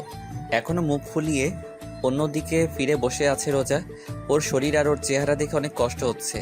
মাত্র কয়েক মাসে কি অবস্থা করছে নিজের, আর কয়েক মাস ওর থেকে দূরে থাকলে হয়তো মরেই যেত। ওর গাল ফুলিয়ে বসে থাকতে দেখতে আমার একদমই ভালো লাগে না। রোজাকে আবার বলতে লাগলাম, রোজা তোমার জন্য আমার মনে একটু হলেও জায়গা হয়েছে, কিন্তু কতখানি জায়গা হয়েছে তা আমি জানি না, কারণ আমি এখনও রিয়াকে ফিল করি, অনুভব করি। এইবার রোজা আমার দিকে ফিরল আর বলল, আপনার মনে আমার জন্য যতটুকু জায়গা হয়েছে তাতেই আমার হবে, আর বাকিটুকু জায়গা আপনি রিয়া আপুকে রাখবেন। আর ভুলেও যদি অন্য কোনো মেয়ে আমার আর রিয়া আপুর জায়গায় আসে তাহলে কিন্তু আপনার। তাহলে কি আমার? আগে আসুক না কেউ, তারপর। তা শুনি, আসলে কি করবা? আপনারে কেন বলবো? আচ্ছা বলা লাগবে না, নাও হা করো। আগে আপনি ভালোভাবে বসেন। এইভাবে তো ঠিক আছে। আরে বসতে বসি, বসেন। তারপর সোজাভাবে বসলাম। বসার সাথে সাথে রোজা আমার কোলের উপর বসলো। বসে ওর হাঁটুর উপর ভাতের প্লেটটা রেখে বলল, এবার খাওয়ায় দেন। আমি ওর কাণ্ড দেখে অবাক। আমি রোজাকে ভাত খাওয়াতে লাগলাম। ও ভাত খাচ্ছে আর আমার দিকে চেয়ে আছে। চোখ থেকে টুপ টুপ করে পানি পড়তেছে, কোনো কথা বলতেছে না। ওর চোখ অনেক কথা বলে, ওর মনে অনেক কষ্ট, সেটা ব্যাখ্যা করে। মাঝে মাঝে ওর চোখের দিকে তাকাতে ভয় করে, নিজেকে অপরাধী মনে হয়। না জানি ওর উপর অনেক অপরাধ করছি। ওর সাথে খাওয়া শেষে রোজাকে বললাম, তুমি একটু রেস্ট নাও, আমি বাইরে থেকে আসতেছি। বলার সাথে সাথে রোজা আমার হাতটা ধরে ওর পেটের উপর রাখলো। আমি অবাক চোখে ওর দিকে তাকিয়ে আছি। ও চোখ বুজে আছে, জোরে জোরে নিঃশ্বাস নিচ্ছে, কিছু বলবে হয়তো কিন্তু সাহস পাচ্ছে না। ওর নীরবতা দেখে আমি বললাম, কিছু বলবা? রোজা মাথা নাড়িয়ে হ্যাঁ বলল। আমি ওকে একটু সময় দিয়ে বললাম, আচ্ছা বলো কি বলবা। আমার যে হাতটা রোজার পেটের উপর ছিল, ওই হাতটা আর একটু জোরে চেপে ধরলো পেটের উপর আর বলল, আপনার সন্তানের কসম কেটে বলেন আপনি আর আমাকে রেখে কোথাও যাবেন না। আমি চুপচাপ ওর দিকে চেয়ে আছি, আর ও করুণ চোখে আমার দিকে চেয়ে আছে। আমি ওর দিকে চেয়ে আছি। কি হলো বলুন। আমার কাছ থেকে কোনো উত্তর না পেয়ে আমার হাতটা ছেড়ে দিয়ে বিছানায় শুয়ে কান্না করতেছে। আমি ওর পাশে বসে আছি আর ও শুয়ে অন্যদিকে ফিরে কান্না করতেছে। আমি ভাবতেছি রোজাকে এখন কি বলবো। রোজা আমার কাছে থাকলে রিয়ার কথা মনে পড়ে যায় যে এখানে রিয়ার থাকার কথা ছিল। রোজা এসে ভাগ বসাইছে, আবার রোজা আমার কাছ থেকে দূরে থাকলে রোজাকে কাছে পেতে মন চায়। আমি আস্তে করে রোজার পিঠে হাত দিয়ে ডাক দিলাম, রোজা, রোজা দেখি এদিকে ফেরো। রোজা তারপরও চুপ করে আছে। ওকে একটু জোর করে আমার দিকে ফিরিয়ে ওর পেটে হাত দিয়ে বললাম, যদি তুমি ধরে রাখতে পারো তাহলে আজীবন তোমার সাথে থাকবো। রোজা ছলো ছলো চোখে আমার দিকে চেয়ে আছে।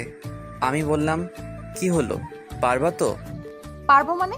ইনশাল্লাহ পারবো। পারলেই ভালো। রোজা শোয়া অবস্থায় ওর হাত দুটি মেলে আমাকে ওর কাছে ডাকতেছে। ওর ডাকে সাড়া না দিয়ে কোনো উপায় নাই, আস্তে করে জড়িয়ে ধরলাম। ও আমার ঘাড়ে মুখ বুজে কান্না করতেছে।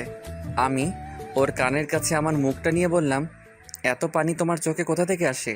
ও আমার কানের কাছে মুখ নিয়ে আস্তে আস্তে করে বলল, কোথা থেকে আসে জানি না, কিন্তু আমার চোখে পানি আপনার জন্য আসে। মানে? মানে আবার কি, ভালোবাসি তাই। আপনার একটুখানি অবহেলা আমাকে অনেক অনেক কষ্ট দেয়। আমার মুখের ভাষা মনে হয় রোজা কেড়ে নিয়েছে। কি বলবো আমি, কি বলা উচিত এখন আমার জানা নাই। একটা কথা বলবো? বলো। রাগ করবেন না তো? আরে বলো তো। আপনি শুধু রাগ করেন কেন? আমি ওকে ছেড়ে দিয়ে বসে নরম সুরে বললাম, কি বলবা বলো। রোজা উঠে আমার পাশে বসে ওর দুই হাত আমার গলায় রেখে আহ্লাদি সুরে বলল, ওই দিন কিভাবে অধিকার আদায় করছি মনে আছে?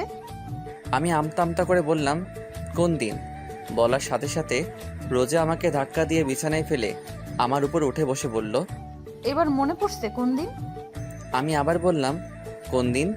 এইবারও আমার শার্টের বোতাম একটা খুলে আরেকটায় হাত দিয়ে বলল, এখনো মনে পড়ে নাই? পড়ছে, মনে পড়ছে।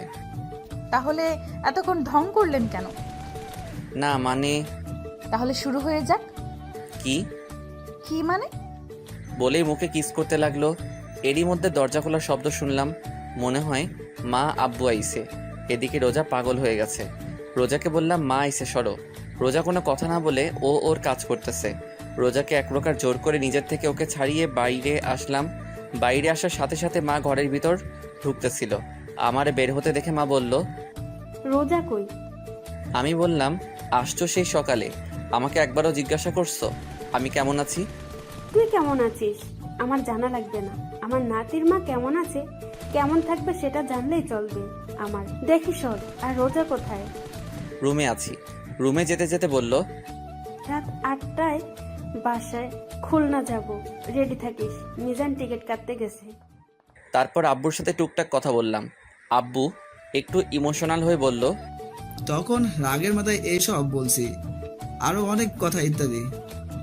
তারপর ছোট ভাই সজীব, সেও সেম একটু ইমোশনাল হইয়া কথা বলল, একটু কান্নাও করলো। কিন্তু আমার মা, সে তো রোজার ভক্ত, আমি তার ছেলে, সে তো ভুলিয়েই গেছে। রাতে মিজানের কাছে থেকে বিদায় নিয়ে খুলনা রওনা দিলাম। আমার আর রোজাকে পিছনের সিটে দেওয়া হলো। মা আব্বু আমাদের থেকে 4-5 সিট আগে, আর তার আগে সজীব। রোজা জানালার পাশের সিটটাই বসছে। গাড়ি চলছে তার আপন গতিতে।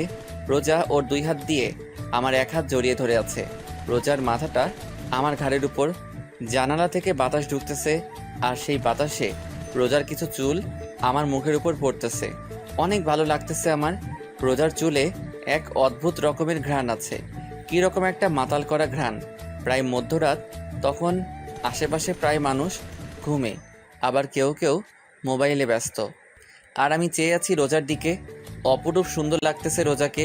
কোন সময় চাঁদের আলো পড়তেছে, আবার কোনো সময় সোডিয়ামের আলো পড়তেছে রোজার মুখের উপর, যা ওর সৌন্দর্যকে আরও বাড়িয়ে দিয়েছে। অনেক ভালো লাগতেছে এই সময়টা। এইভাবেই সারাটা পথ রোজার দিকে চেয়েছিলাম। বাসায় এসে আমি অবাক, কারণ বাসায় মেহমান ভরা, মনে হয় কোনো আয়োজন হবে।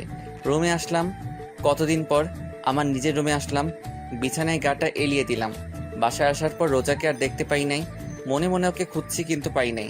লজ্জায় কাউকে জিজ্ঞাসা করি নাই। কিছুক্ষণ পর আমার 2 খালাতো ভাই আমার রুমে আসলো। এসে বলল, ভাইয়া এই নাও, এগুলো পরে বাইরে আসো। বলে আমার হাতে একটা নতুন লুঙ্গি আর একটা গেঞ্জি দিয়ে চলে গেল। আমি ওদের কথায় পাত্তা না দিয়ে লুঙ্গি আর গেঞ্জি বিছানার পাশে রেখে চুপচাপ বিছানায় শুয়ে আছি। রোজার অপেক্ষায় আছি কখন আসবে, কিন্তু ওর আসার কোনো নামগন্ধই নাই। কিছুক্ষণ পর মা আসলো, এসে বলল, কি হলো, তুই এখনো চেঞ্জ করিস নাই? মা, এইগুলো কেন পরবো? তাড়াতাড়ি পর, তোর আর রোজার গায়ে হলুদ আজ, আর আজ রাতে বিয়ে। মা, এসব কি জন্য? তোর জানা লাগবে না, তাড়াতাড়ি পর এগুলা, পরে বাইরে আয়। বলে মা চলে গেল। এই রোজা যে কোথায় গেল? বাসায় আসার পর এখনো আমার সামনে আসলো না। লুঙ্গি আর গেঞ্জি পরে বাইরে আসলাম। ছোট ভাইরা আমাকে দেখে হাসতেছে। কোনো সময় তো আমাকে লুঙ্গি পরতে দেখে নাই, তো তাই হয়তো হাসতেছে। আমার কিছু খালাতো মামাতো বোন আর কিছু পাড়া প্রতিবেশী হলুদ শাড়ি পরে বাইরে বের হচ্ছে। আমি আমার খালাতো ভাই শিহাবকে বললাম, ওরা কোথায় যায়? রিয়া আপুদের বাসায়।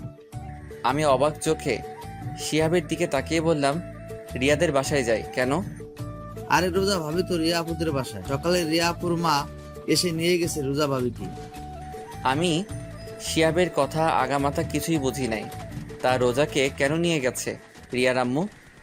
রিয়ার আব্বু আম্মু রোজা ভাবিকে রিয়ার স্থান দিয়েছে, তাই এখন থেকে রোজাই রিয়া, রিয়া আপুর আব্বু আম্মুর কাছে। বুঝলাম।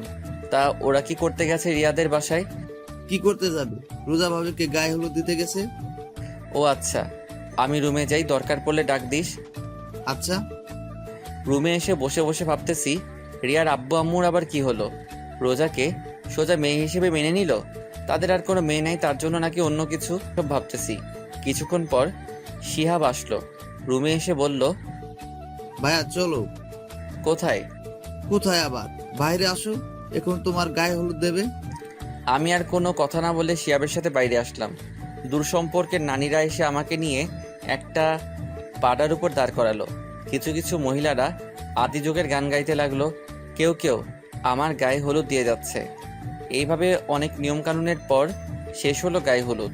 আমাকে ভালো মতো গোসল করিয়ে ঘরে নিয়ে আসলো। সন্ধ্যাবেলা একটা শেরওয়ানি পরে কিছু লোকদের সাথে রিয়াদের বাসায় গেলাম। অনেক সুন্দর করে সাজানো হয়েছে রিয়াদের বাড়ি। পুরা বাড়ি লাল নীল ছোট ছোট লাইটে ভরপুর। রিয়াদের বাড়ির ভিতর ঢুকলাম, বুকটা ধকধক করতেছে।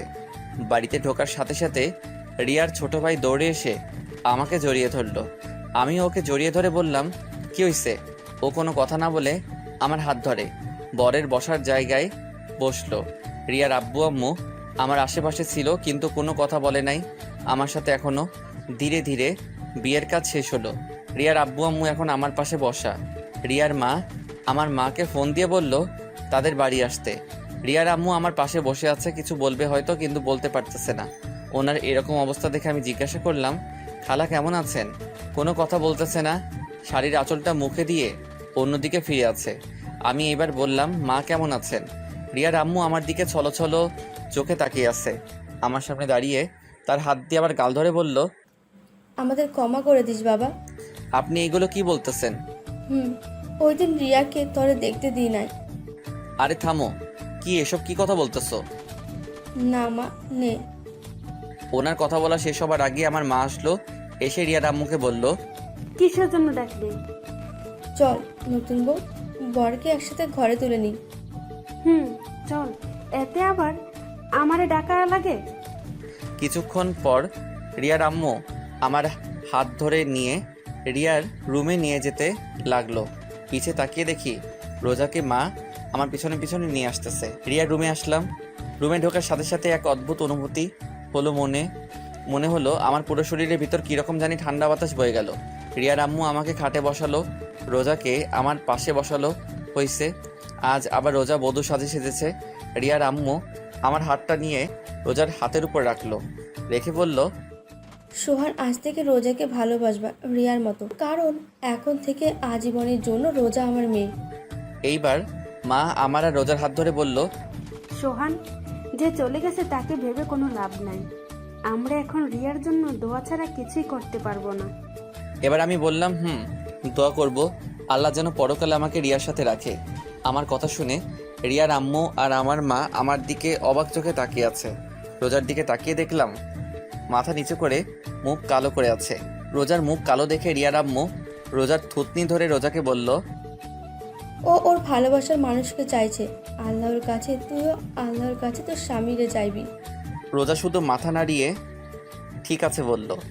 আরও অনেক কথা বলে রিয়ার মা আর আমার মা আমাকে আর রোজাকে রেখে বাইরে থেকে দরজা আটকে চলে গেল। আমি আর রোজা দুজনে চুপচাপ বসে আছি, কেউ কোনো কথা বলতেছি না। আমি আস্তে করে বিছানায় শুয়ে পড়লাম। রোজা এখনও খাটে বসা।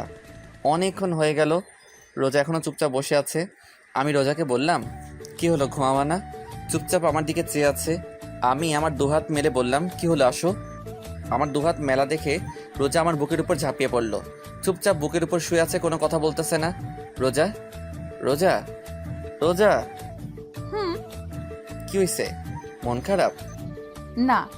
তাহলে আপনি আমাকে ভালোবাসবেন তো? ভালো না বেশি উপায় আছে?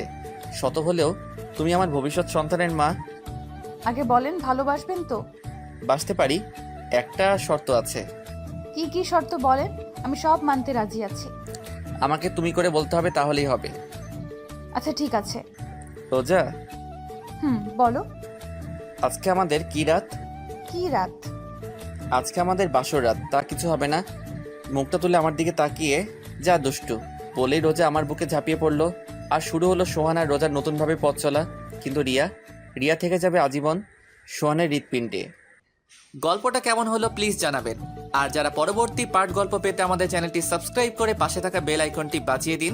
সবাই ভালো থাকবেন, সুস্থ থাকবেন। দেখা হবে পরের গল্পে। আল্লাহ হাফেজ।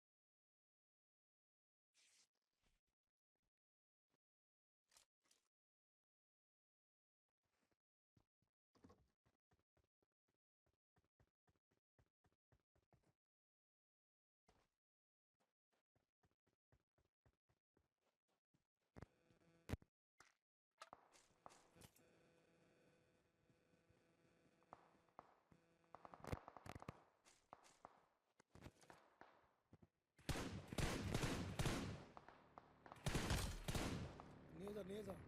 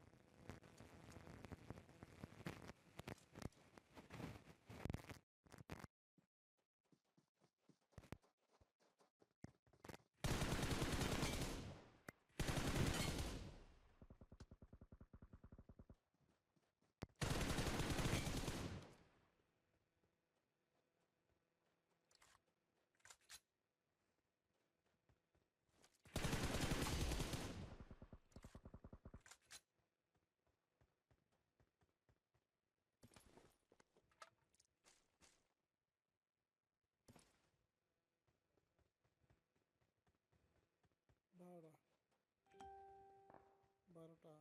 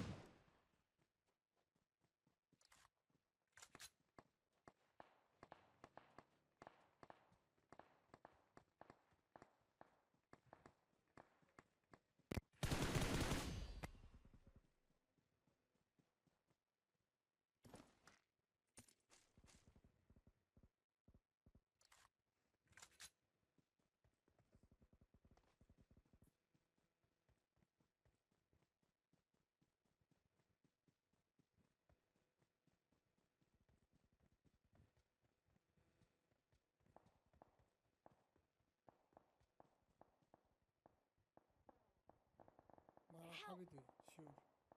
Watch out!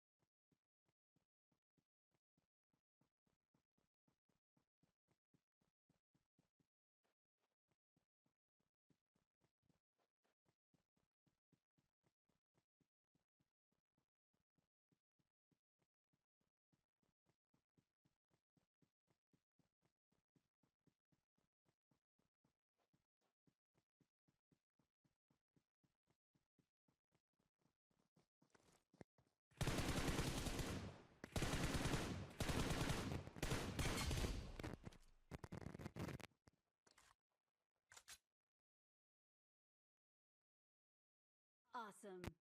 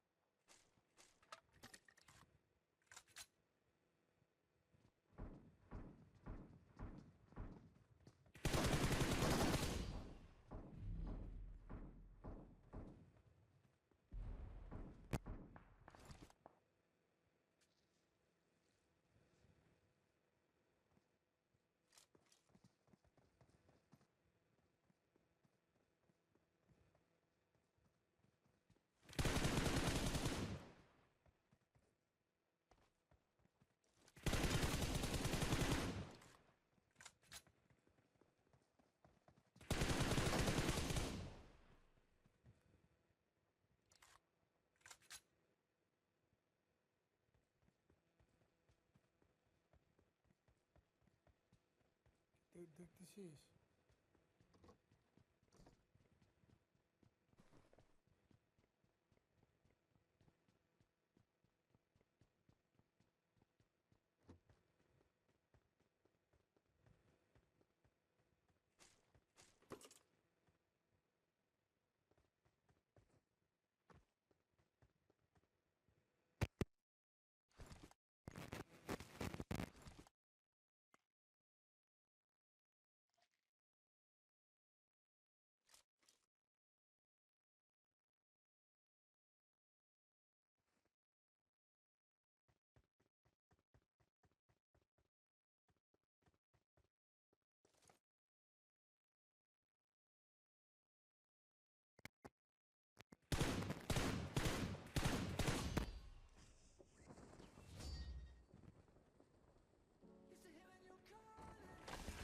We are number one.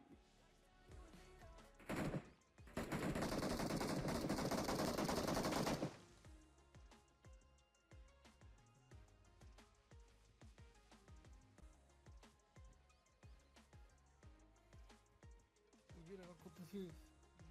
হ্যাঁ, রেকর্ড করতেছিস? নাচটা রেকর্ড করলি না কেন? তুই নাচতে